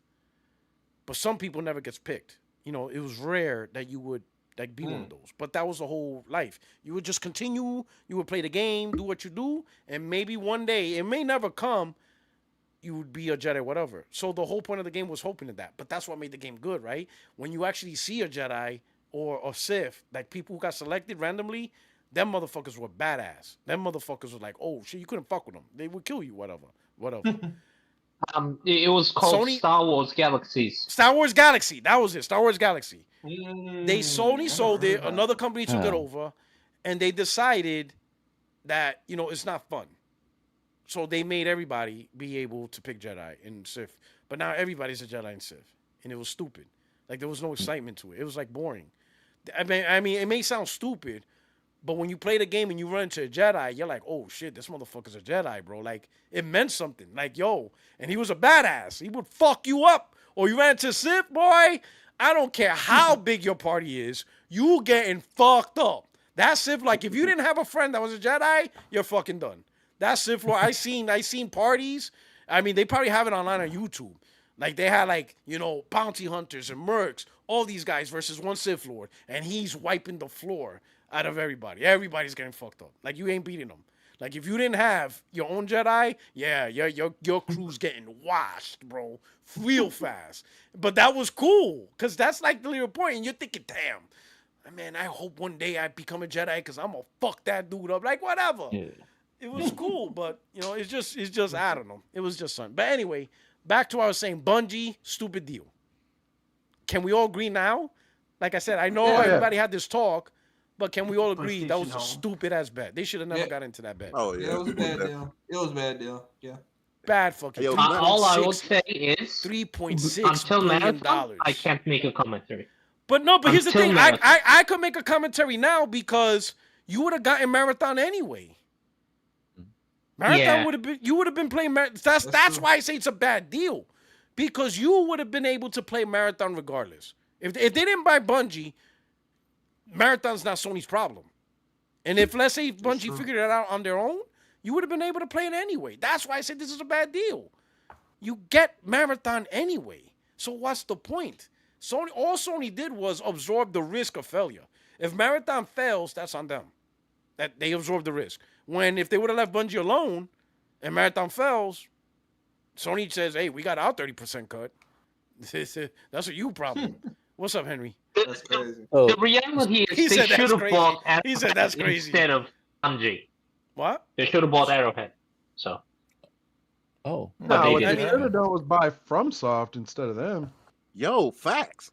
And I hate those games. They own part. They own partial. They owned it, but that's the reason why they didn't buy them. But FromSoft, I mean, when when FromSoft was available, they should have won. They should have went after FromSoft after Demon Souls, or at least after Dark Souls. Because once they released the successor to Demon Souls, and how much of a big of a hit, Sony should have said, you know what? We slept on Demon Souls. Now they made Dark Souls, and this is a huge hit. These guys have a future. These guys clearly have an obvious future. Hey, FromSoft, we want to be your publisher. And I think FromSoft would have been like, yep, we'll do it. Because at the time... But I'm guessing, besides the reactionary to the Activision purchase by Microsoft, that Bungie was bought also because it aligned with the live strategy, live service strategy that Sony had going on. So that was that's just a whole landslide altogether, right? Avalanche, right? So and it all sucked. Yeah. So the fact that they still came up with some profit, thank goodness for the fans buying their stuff. What's bringing PlayStation success isn't the live service strategy. I mean, they do have not at all, right? At least not their own live service strategy. It's a live service strategy, it's not their own. It's the third party. They are banking and making a lot of money off the third party live service. Mm-hmm. And I always said that Sony's primary money revenues from the third party just encourage that, nurture that. Go after the companies that are doing it. Go after Marvel Rivals. Go after Arc Raiders, which I think they did with the console controller. Let third party take the risk, because here's the worst case scenario. If the game fails, you don't get the big hit. Mm-hmm. It's on them. Yeah. But if the game's successful, you got the merch, you get your 30% cut, you get exclusive packs, and then you get the draw of the people coming onto your platform because of a popular game where you have very little risk, right? They should have doubled down on the thing they're making them successful, which is the single player games, which is clearly still in play. It's the single player games that's still helping them. It's still making them known. And they should have just doubled down on that.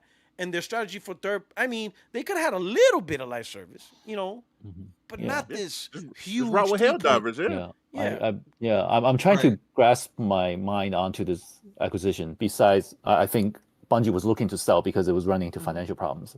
As it always has been. They say they knew. So, they're not stupid. They fucked up. Like, they don't know how to manage their own game. Bungie found a sucker and started licking. That's what happened. Yeah, but I am very I have a soft spot for Bungie because right? Long time Destiny 1 and 2 player, Halo player, and that gunplay is so addicting. I just don't you know, like I think acquiring that resources and knowledge from Bungie is valuable, but it's not $4 billion valuable. I don't think. Yo, But can I read? Can I read this if tweet it from made, Daniel? if it Go just ahead. let me finish this one Yeah, point. Sorry no, about no this. problem, no problem, My no bad. problem. My bad. No, you Yeah. good. So, if future shooter games, any shooting game coming from the Sony studios, end up being having addictive gunplay, or that carry some sort of that knowledge carry down to this PlayStation Studios, I Give would it to think Gorilla. it's somewhat of a win, right? So anyway, Give that to Gorilla. Hey, listen. All right. You know, maybe if you bring back Killzone, learn the gunplay from yeah. Bungie. None of that. None of that tilting your freaking DualShock and Yeah. right. Let me, Dang, wouldn't that be yo. crazy? The studio that made Halo. Yeah. The studio Make that made Killzone? Halo would make Yeah. Killzone great again. That'd be Oh, man, that would be wild, right? Let me do With some the super whole chats real move. quick. No move Mount, controller. let me see. Mount Cash 3D has another TV. one. Let me do another. Mount Cash with another super chat. I really appreciate Mount Cash. He says, remake SOCOM like PUBG, Helldivers 2, shoot first person. First person though? I don't know. I think it will get a lot of backlash. If they go so first that's person. what he's talking about. Yeah, like yeah, I know what he means. Yeah, that's how it is in I see. Helldivers. Remake them in first person. No, he's saying that when you ADS like to shoot, that it can go into the first ADS person. downside to go Yeah. shoot them? Maybe. Yeah, but it's not a requirement in Yeah. Divers, and it would be in SOCOM. Yeah. Okay. All right. It's kind of awkward. It's like that in you know, Fortnite. Shit. yeah. Okay. So, for example, when I play like Ghost Recon, right? So there's a mode you can go into FPS, but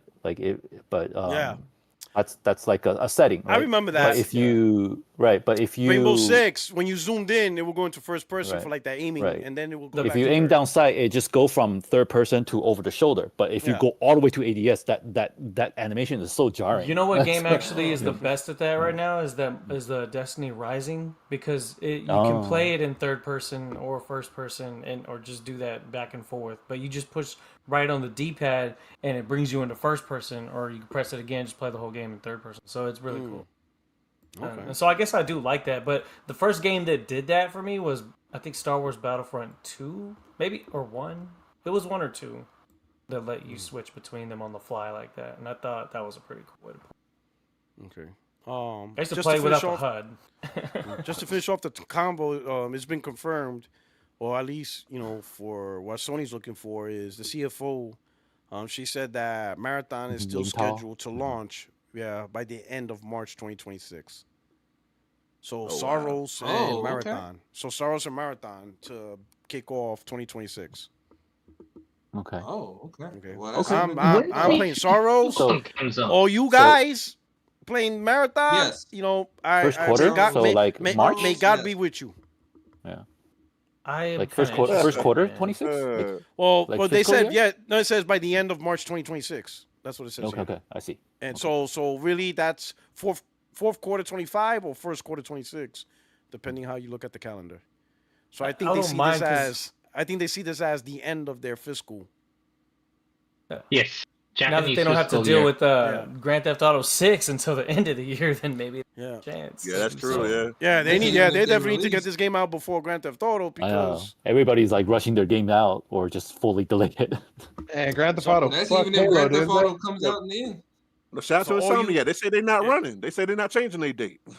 well, they said fall. So For what? You talking about? so what? there might be a Wolverine? September. It's a Yeah. September Wolverine game. might be a September Yeah. launch. Yeah, Wolverine doesn't Yeah. need to be Oh, afraid of Grand Theft Auto. It's Wolverine. I think it's but I think it'll be probably like a September launch. Yeah, they be Wolverine. done by then, right? Yeah. Yeah. Oh, yeah, It'll be definitely. September launch.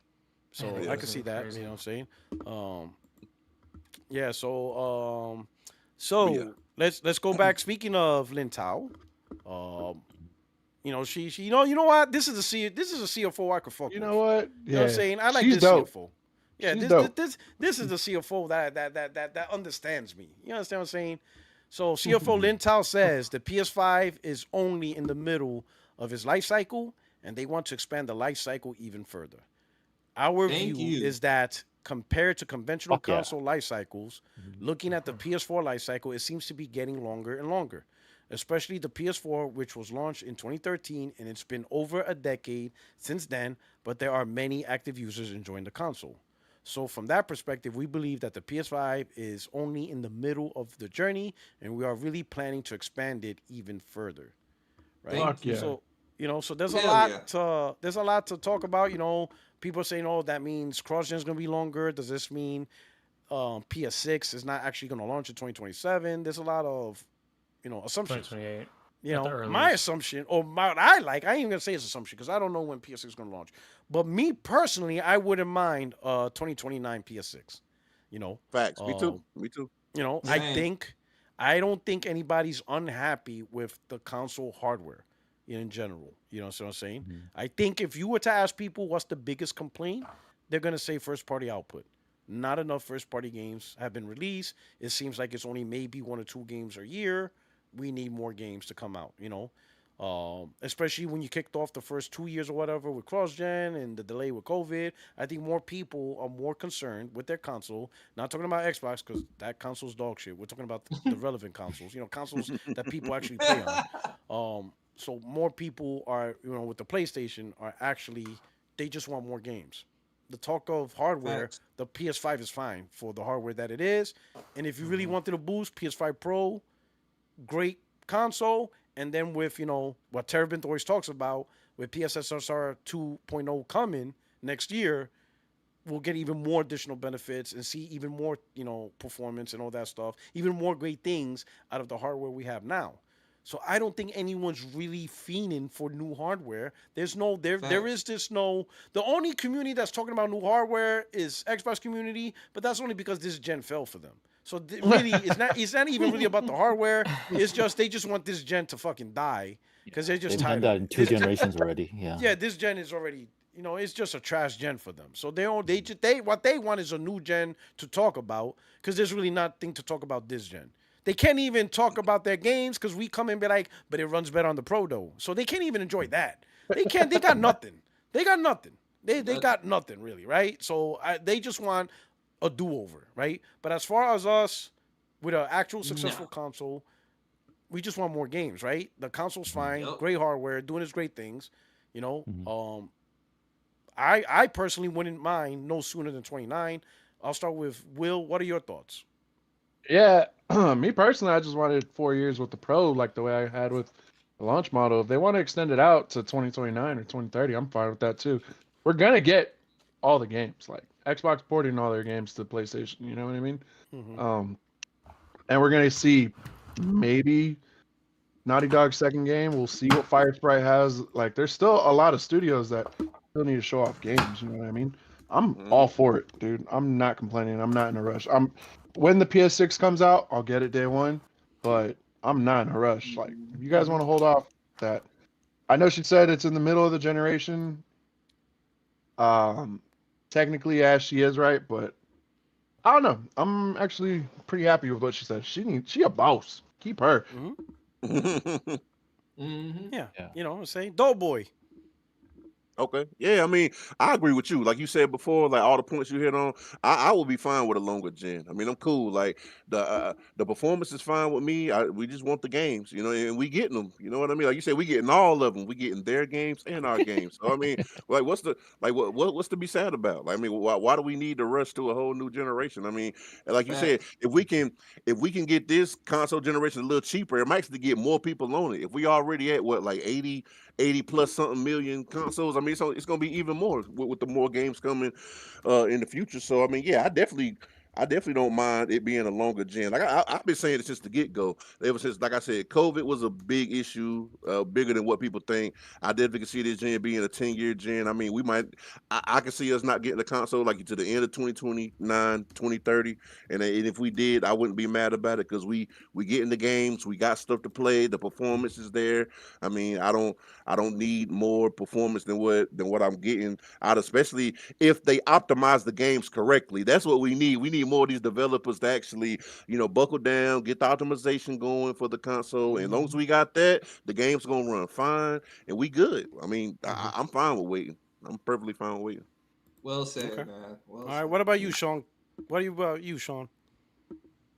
Well, I look, I agree with Chill Will and Doughboy, man. I'm gonna piggyback on them, but I'm gonna say as far as my input, I want to say that yeah, give them some time, man. If they talking about this PS3 emulator that they working on, shoot, give it more time for that. So I rather see more PS3 games coming out, and then also with the preservation of PS1 games that's coming back, I would love to see more PS1 games coming back, especially if the classic catalog from the PS Plus actually start expanding more.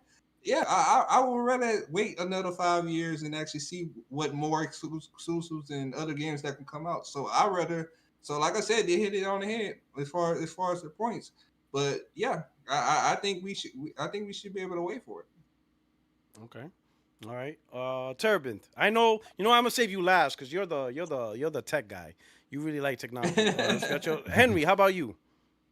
I'm for keeping this generation longer because we see how difficult it is for devs to learn how to make games, and I think having a longer generation allows them to be more familiar with what they have and being able to also push the hardware farther and being, making more than one game probably, let them have a chance to be more, well, obviously more, I keep using the word familiar, but I want them to know the hardware and their codes better, right? So they can make games that are better and stronger and more fun. And I think part of the shorter generations that we had previously was also because Sony actually had to compete with Microsoft. And now that it's not competing with Microsoft anymore, not directly, they can afford to have their generation last a little longer, right? But on the counterpoint is that every generation I felt this way. Like when I had the PS3, I was like, yeah, I'm good with the graphics. Just give me more frame rate. And then PS4 came, I'm like, whoa, right? So, and same thing with the PS4. I'm like, they were doing like these 4K. I was like, I don't need 4K. Just give me like more frame rate, maybe at 720p. But then PS5 came, I go, okay, well, I saw Ratchet and Clank. I go, okay, I have to get this, right? So I'm at this point where I don't know what I want. So, but maybe something when they demo the PS6, it'll blow me away. But until it does, I am sticking with the PS5 Pro. Okay. All right. All right, cool. Now we talk to Terabint. What about you, brother? Are you good with 2029? I actually am, and I'm going to explain why. Because Sony is in a win-win situation if they wanted to wait until 2028 or 2029 before launching a PlayStation 6. It's good for them because and this is what I've said before. I've said this in the past that Sony's in the catbird seat. So really, all they have to do is just react to what the market is looking for. Because obviously, Xbox is going to strike first with the next gen, with whatever this hybrid is that they're trying to do. And they may even get that rushed out, but that's, again, this isn't about them. But what I'm going to say, though, is with the current rumored specs of the PS6, if they do launch in 2028 and 2029, that means that it's going to be cheaper at launch. So they have the option to be more aggressive with the pricing. Imagine a PS6 that they start off at $399 or $499. That's very well possible if they wait that long with those current specs. Or they can go the other route, which is to do a die shrink or a node upgrade pre-mass production. If they want to go for a $500 to $600 home-based console with higher specs to combat or just to kind of more future-proof device, right? Because sometimes, and this is how PC gamers will tell you, they'll upgrade every so often, but every time that they do an upgrade, they don't want it to be incremental. They want it to be a pretty substantial upgrade. And I think that if Sony does take the time to continue to focus on their AI model, working with AMD, with Project Amethyst, giving that AI basically the infrastructure more time to mature, and doing what Mark Cerny is saying that they want to do with it for next generation rendering, and basically giving them the time they need to really fine tune that efficiency to make the console run as fast as it possibly can at the specs that they're aiming for. I think that's going to actually be a good thing for them, and it really helps people get the most bang for their buck with the consoles that they're having now, right? We saw what happened in Japan with this price drop. Who's to say PlayStation won't do some aggressive moves here in the US come this year, right? Because we need to see these consoles drop in price before we even start talking about the next gen. That includes the Right. PlayStation 5 Pro. So if we start to see it trickle back down, and again, it's only 2025, we're talking about 3 years out from now. So if we start seeing the PS5 start to drop in price, and again, that may take a couple years to do so, but I mean, you're talking about $150 price drop in Japan. That's a pretty aggressive move, especially considering that Nintendo is definitely killing it right now, and Sony wants to try to get in on some of that action and keep things, competitive, because obviously Nintendo is the real competitor here. And another aspect to this too is they don't have to launch the handheld PlayStation at the same year that the PS6 comes out, because it may not even be called a PS6 handheld. It might just be called a PlayStation something, PSP 3 or Portable? something like that. Yeah. No, yeah. Yeah, PlayStation Portable, whatever comes after Vista or Vita or whatever, right? So they could go that route and just kind of have that as like a kind of get people ready, right? I do think Just say it this way. Get it ready. You got I them get ready. it ready, and I do then agree. have the PlayStation 6 home console with the beefier specs and all that, and then of course have the handheld with forward compatibility, being able to play your current library of PlayStation 5 games natively. Okay, not on some BS cloud. I know that might hurt some Portal fans, but I'm saying that because that's a very important thing, right?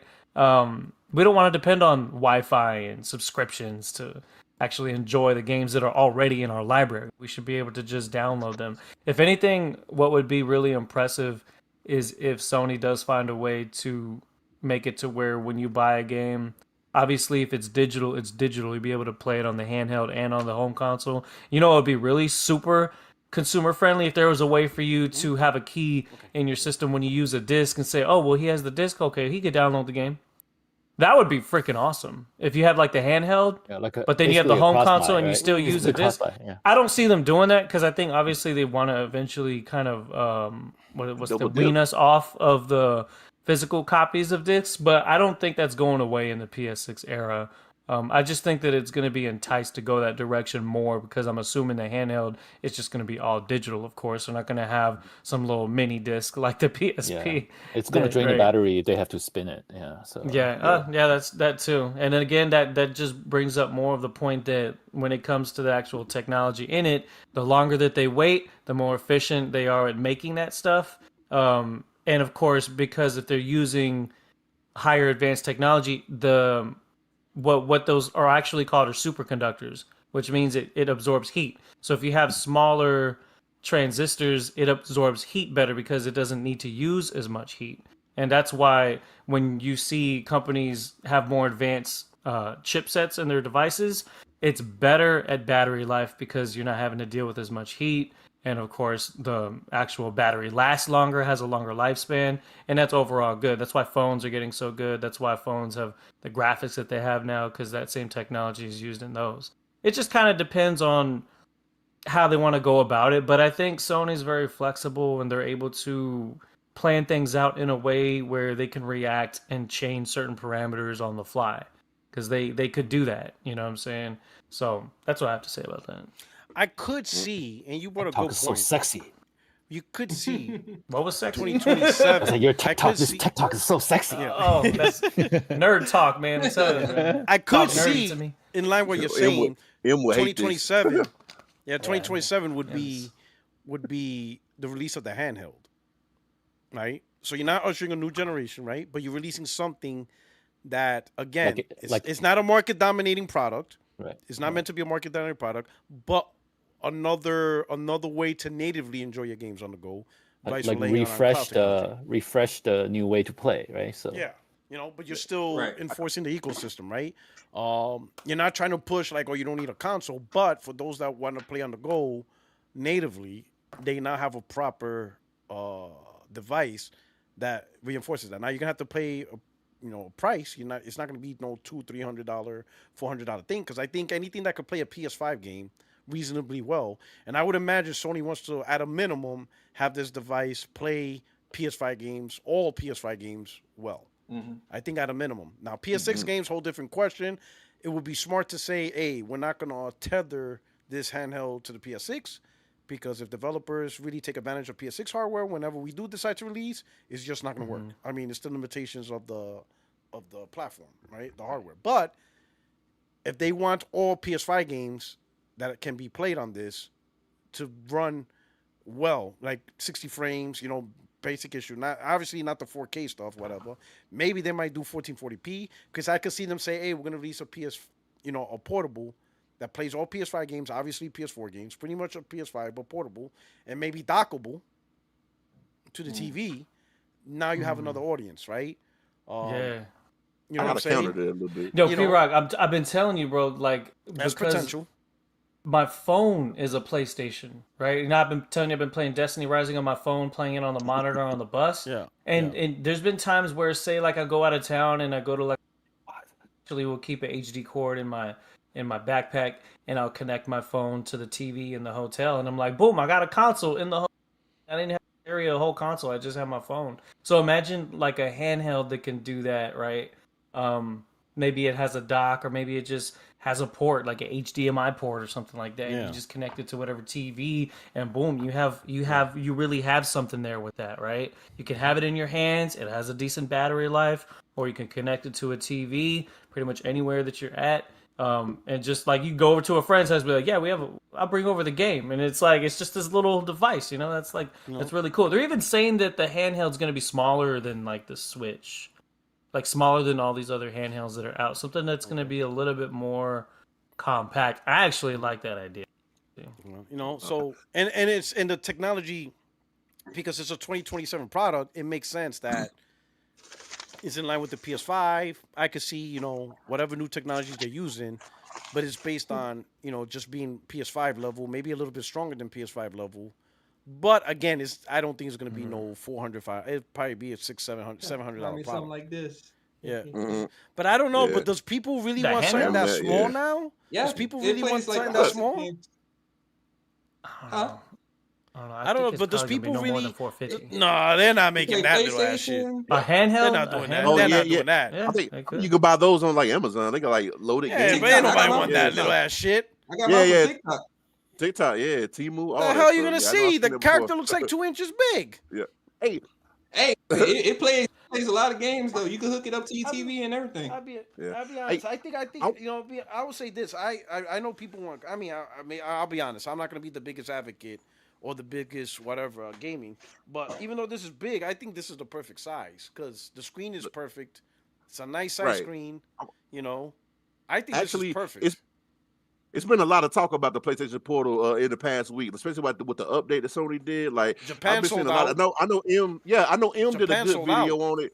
Yeah, That right. shit sold M out. did a good I didn't video know on it. that. Dark Yeah. did a good video on it. Like so, Thrash with is the big update Thrash. they Trashing did, it. it's basically almost like a counter or a entry level competitor to the Switch almost with the price Yeah. point. I feel like and I know you're talking about with the native and stuff, right? But a lot of people do, especially with the cloud gaming getting better. You know what I mean? A lot of people don't mind with the cloud so much to the point with the price point. And you got to think if they could do something simple as like I don't know, maybe you bundle a PlayStation console with the Portal. You know what I mean? And a game. That could be something that could boost sales as well with this update. You know what I mean? Well, Since you I don't thought have the to same be thing, tethered but to with the the console. handheld.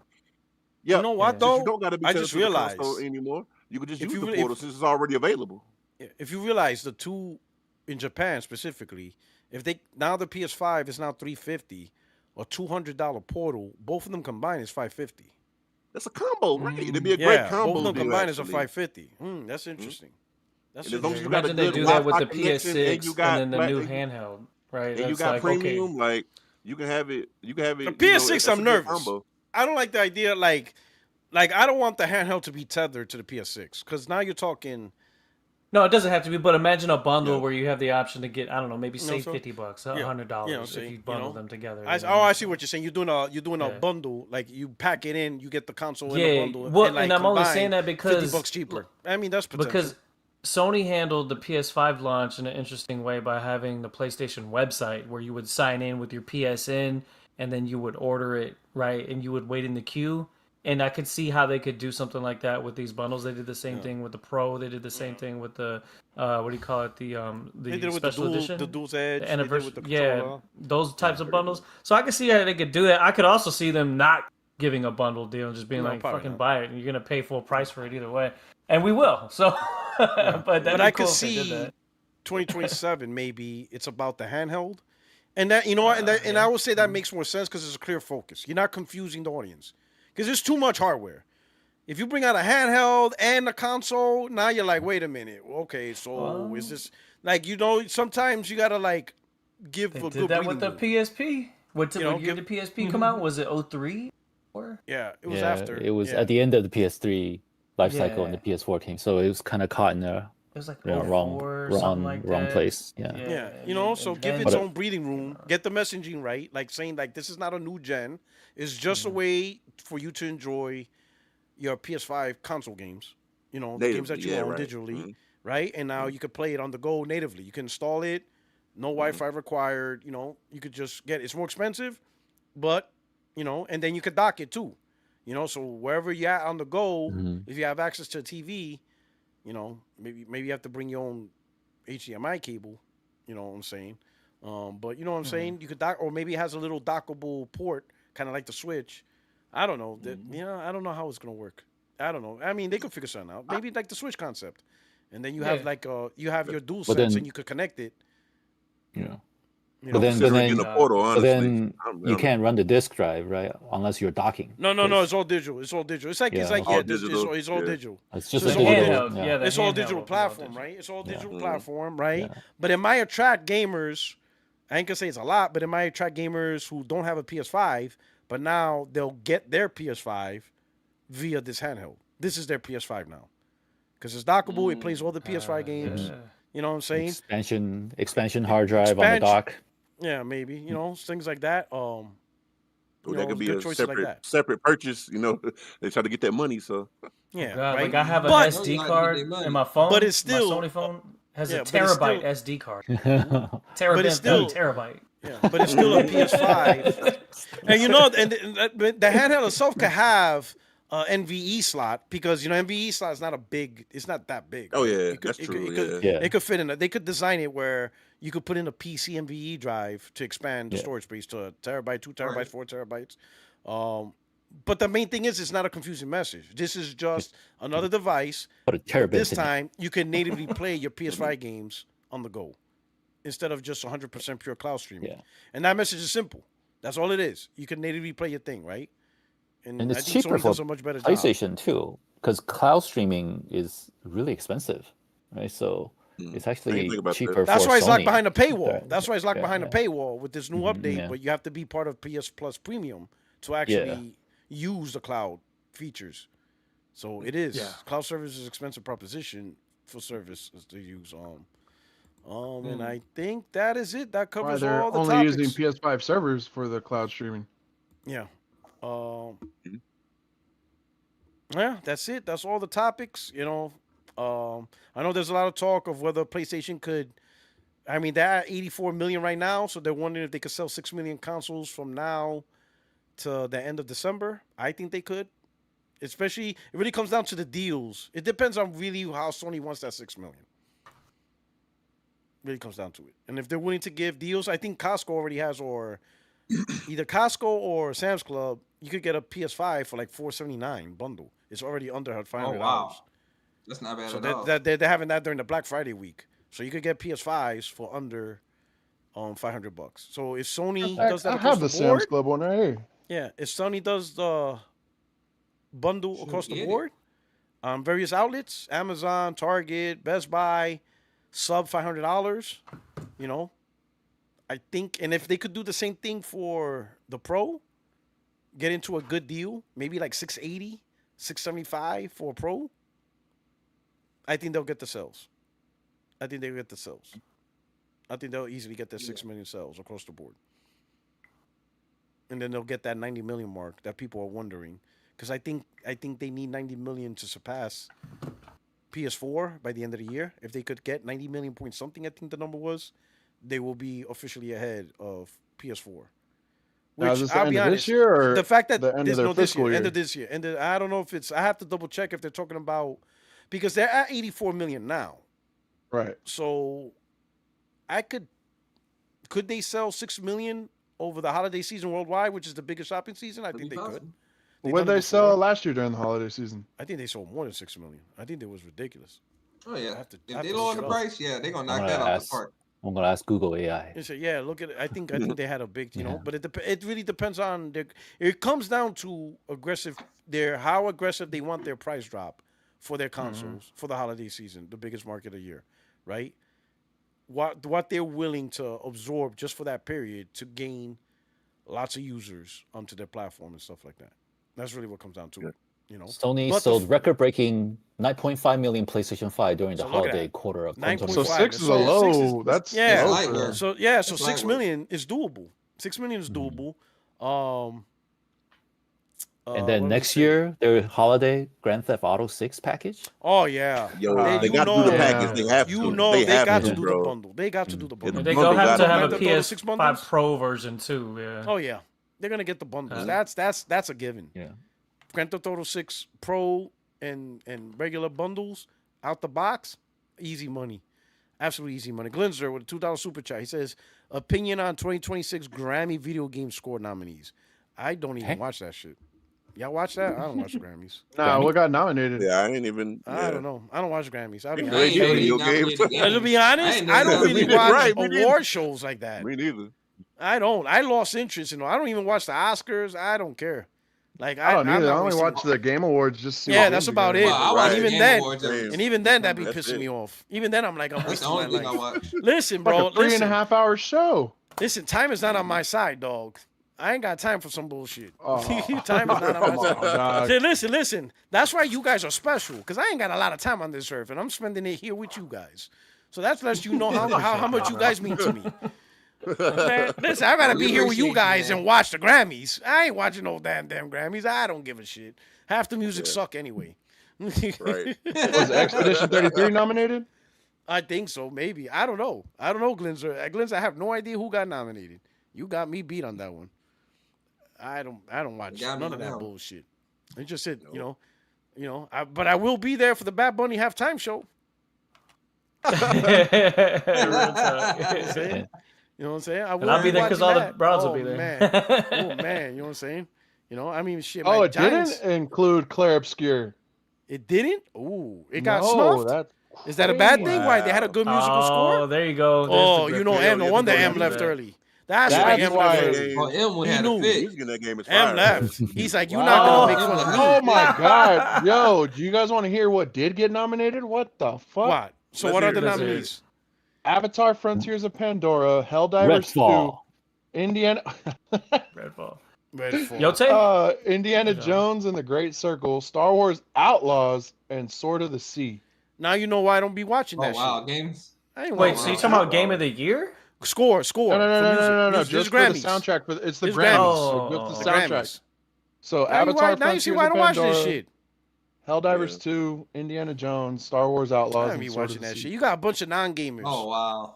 Shout out to I ain't Kendrick watching though. that bullshit. Kendrick got the most nominees, so that's what's up. Again? Yeah, he Let's did. go. Oh man, you know he's Shout out gonna to go Kendrick, live. man. Shout out to I'm Doc, going for man. Kendrick.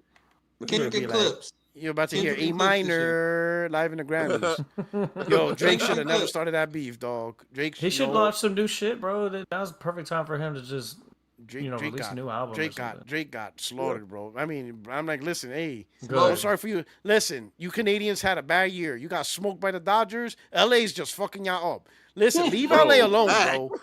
Toronto, like Canada, leave LA alone. Like, Kendrick smoked Drake and Dodgers smoked the Blue Jays. Like, I add don't something to that bother. real quick.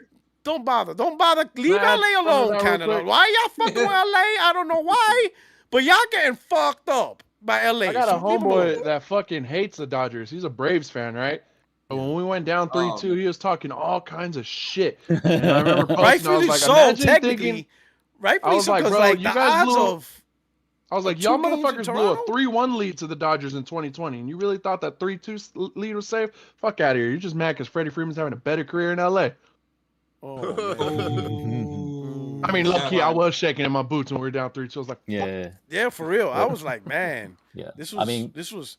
I don't know how they pulled but it I off. started talking Well, I shit. know how. I posted and That, tagged him. I was like, Toronto, fuck you, Alex. I mean, I know how. At the end of the day, in order for Toronto to win, it had to be in the hands of the manager, and he failed. He failed yeah. to be a Yeah, manager. for He sure. failed to be a manager when he needed to be, and they lost. I agree. Yeah, like It comes yeah, out like sometimes. Sometimes it's the manager, like the Yeah, Dodgers. Game 6, he put in his starter. He didn't put in his bench. He put in his starter. What's his name? Dave That Roberts. he was gonna pitch for the next game, but instead it's like nah. Oh, you're talking about Tyler Glass now. Yeah, he had to. Like Mhm. this is like I can't think of tomorrow when this is where we're at now. So he thought like a manager and he put in the starter. Fuck it, I'm gonna put in my starting pitcher because my Bullpen's just been bullpen shit sucks. all The year. bullpen That's sucks. why he did that. You gotta do right. And like Right. for like game 6, they could have won in game 6, right? But the first mistake was he didn't calm his players down. I'm talking Toronto. When Glasnow came in, he didn't talk to his team, his batters, and be like, listen, this is a starting pitcher. He is not a closer. So you got to let him earn his strikes. Right? I would have told my players, I don't care what pitch it is, you will not swing on the first pitch. You will not do it. You're gonna let him get his reps because he's not a closer. You're gonna make him nervous, and we're gonna see the umpire reactions. You know, force him to throw strikes. You know, get him nervous, get him rattled, get some reps in, calm down. We need good clean hits. Nope. First batter, first pitch popped out right off the bat. I'm like, oh my god, you didn't even let him like sweat a little. Like let the motherfucker sweat. Like the closing pitch is a different skill set than starting pitcher. Starting pitcher, game's brand new, is fresh. You got no players on base, you know. Closers, Yeah, he is was stressful. talking about that on Mookie Betts' podcast. It's too. stressful He's as like, fuck. bro, You that got shit's players different. on, you got bases loaded, and they're putting you in. Like he never prepared for that. He's like he doesn't know how to start a game with bases loaded. He He was doesn't. talking One about it hit. too. He's like, when you One start, you hit, prepare the game's whole day over. for it. When you're in One the bullpen, game. he's like, it's just boom. You don't know what to do. Yeah, Oh, one shit. game and the game's over. One hit and the game's over. That's a lot of pressure. He doesn't have the It skill is. set. He never did that for years. Stress the motherfucker out. Let that motherfucker pitch. You know, because he can't walk nobody. Because that's how you know what I'm saying. Like he's in a fucked up place as a starting pitcher. Bases loaded. he can't fucking throw a walk. Like man, he's like man, I'm in a bad spot here. I'll be like nah, I ain't gonna do you no favors. But nope. First swing, pop fly. And I'm like, oh, man, these guys are already fucked up. Now you gave them confidence. Yeah, it's over. And then whatever. Anyway, it is water on the bridge. New York Giants suck. Cowboys suck. So that's all that matters. Listen, as long as Cowboys and Giants suck I'm at the over here same time, catching I'm good. strays, bro. As long as Cowboys suck along with the Giants, I'm happy. My football season is always complete when Cowboys suck. So if the Giants can't win, the Cowboys can't win. And I'm good. Which is awful. I got a good football That's season. how I feel about the Eagles, dude. And they're fucking. God damn it, You these know, motherfuckers keep I'm winning. not even really mad at the I'm not Eagles. You know, watching Eagles football, are getting except for the annoying. Ravens. Eagles are getting annoying. Them motherfuckers, I'm starting to hate them. They're getting. But anyway, Yeah. we're gonna wrap Lamar this Jackson's up. back, and the freaking Ravens have been killing it. I can't wait to see them continue that streak. Oh, good. Your Ravens team? Your team is the Ravens? Yeah, I like the Ravens. Well, I'm more of a Lamar Jackson fan, but yeah, the Okay. Ravens, man. Yeah, that's my squad right now. All right, we're gonna wrap this up. We're gonna kick it off with Chill Will. Don't forget to hit Hey, the if like you- button on your way out. Yeah. Hit the like button, everybody. I appreciate you guys for having me. This was a good one right here. I think we had a good show. But yeah, you guys can follow me on my YouTube channel at It's Chill Will, and I appreciate it. You know, all the love helps. Hit the like button. Awesome. All right, Henry. Hit the like button. Follow Pro Rock. Happy to be here talking to you guys. My Instagram is _art by Henry _ and there's so many games out here to be played. So I hope you guys are all enjoying whatever games that you're playing. And don't worry about what's you don't want to play. Just play what you want. Okay. All right. Awesome. Sean. Well, thank you for having me on the podcast. And also, you can follow me at Sean K. the King. I do the trophy guides and also the go-to games for all new releases on PlayStation. So, make sure y'all drop a like, everybody. Appreciate it. And thank you. Awesome. All right, Terabint. Hey, yo, man, Terabint. You can catch me on YouTube at the Terabint. Just real quick, I just want to say, man, I saw Predator Badlands this weekend. It was pretty good, man. I recommend it if Okay. you're looking to go see a movie. Oh, yeah, Cool. All right. I was wondering Bringing up about another topic. Oh, No, I'm just saying. I'm not going to talk about it. I don't want to. I don't want. He can never I don't simply wanna- say bye. Predator was a shit though. Predator was a shit. Was it good? Was it good though? Yeah, I was All right. surprised for being a PG-13 movie. It was that good. Okay. Yeah, it was all pretty right. good. Okay, cool. I'll go check that out. They Disney-fied it a little bit, but it's all good. Did Disney fight it? Oh man, it's owned by Disney now. No, Yeah. But Yeah, Fox is owned by is Disney. it? Yeah, Oh, yeah. Oh Fox yeah, is owned that's by right. Disney. Yes, I forgot. Yeah, so yeah, they did. Okay, all right, But if you like Prey, it was the same director who did Prey. So Yeah. oh, Prey's good though. Prey was good. Prey was good. yeah, I Prey love was Prey. great. Yeah. Prey was great unless you hate DEI, so you're anti-woke, then Yeah. Prey's no good. Yeah. No man. No, here we go. Yeah, Yeah, if it's you true. have small know dick, what? if you ain't have a wrong. small dick energy, yeah, you ain't then- wrong. yeah. You ain't wrong though. But yeah, Prey was great. Like Prey, I really strong like, woman yeah. scares those people. So Okay, yeah. you know. All right.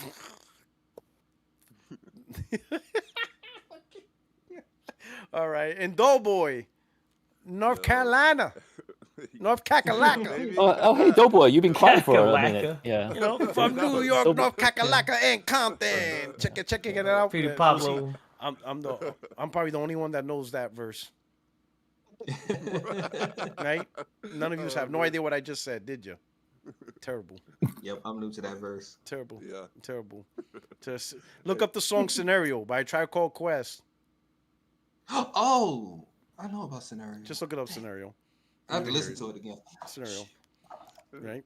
Anyway, I know about Doughboy's that like, song, what too. the? Who the fuck is a Tribe Called Quest? I do. Who I the know fuck who is they that? are. Come on, electric relaxation. Doughboy's like, Yeah, who the I'm fuck is that?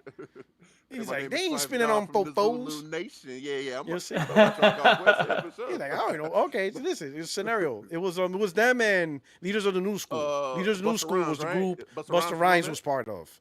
Yeah, He I started with the remember group Leaders of the New School, so it was a joint song called Scenario, that. and there was a verse by Charlie Brown. He said, New York, North Kakalaka, and Compton. So you'll see. The dude was wild. Anyway, go ahead, Doughboy. Hey, yo, make sure y'all like the stream, man. Show love to P-Rock.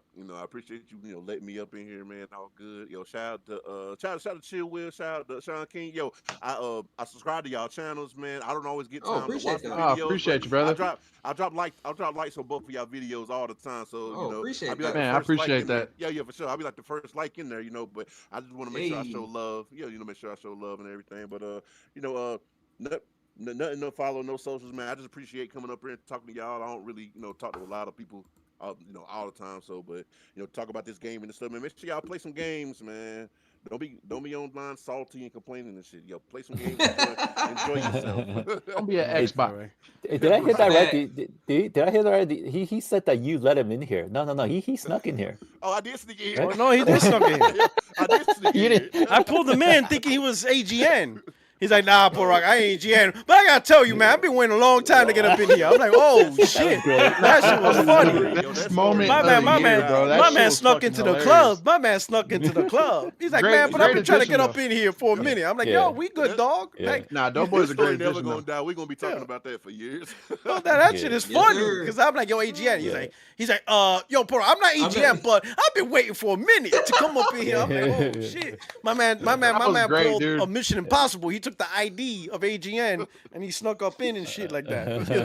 That shit was funny, man. But I'm glad you're I here, like his Doughboy. vo- I really yeah. appreciate you. Yeah, Doughboy's I a really great appreciate you addition. being here. Yeah, Yeah, great voice. I love that raspiness in your voice, though. That boy. rap, you know what I'm It's saying? pretty great. Yeah. He got that southern Like twang. speaking of You know what I'm Busta saying? Rhymes. Speaking of, You know what I'm saying? But Sounds like anyway, they're legit. I appreciate everyone coming through. Panel, really appreciate you guys coming through. Your only friend is YouTube Street Porter Rock 77. So no live this weekend. I will not be going live other than my retirement ceremony. brother. I don't know if I'll be able to put it on YouTube. It'll be on my Facebook, but that's mostly for friends and family and stuff like that. Yeah. You know what I'm saying? I'm still thinking working a way around it, but we'll see, whatever. But worst comes to worst, I'll probably maybe see you guys Sunday. That might be a time I might go live. Okay. You might see a video pop up here or two. I might be able to do that and pull that off, but there'll be no Friday Night Live and stuff like that, right? Because I'll be saying farewell to my fellow Marines and stuff like that in retirement ceremony.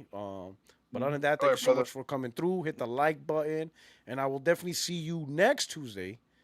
God willing, for another 60 Frames No Like podcast with the crew, and then we'll see how it goes. But until then, you guys take care. Love you guys. Thank you so much for supporting the channel.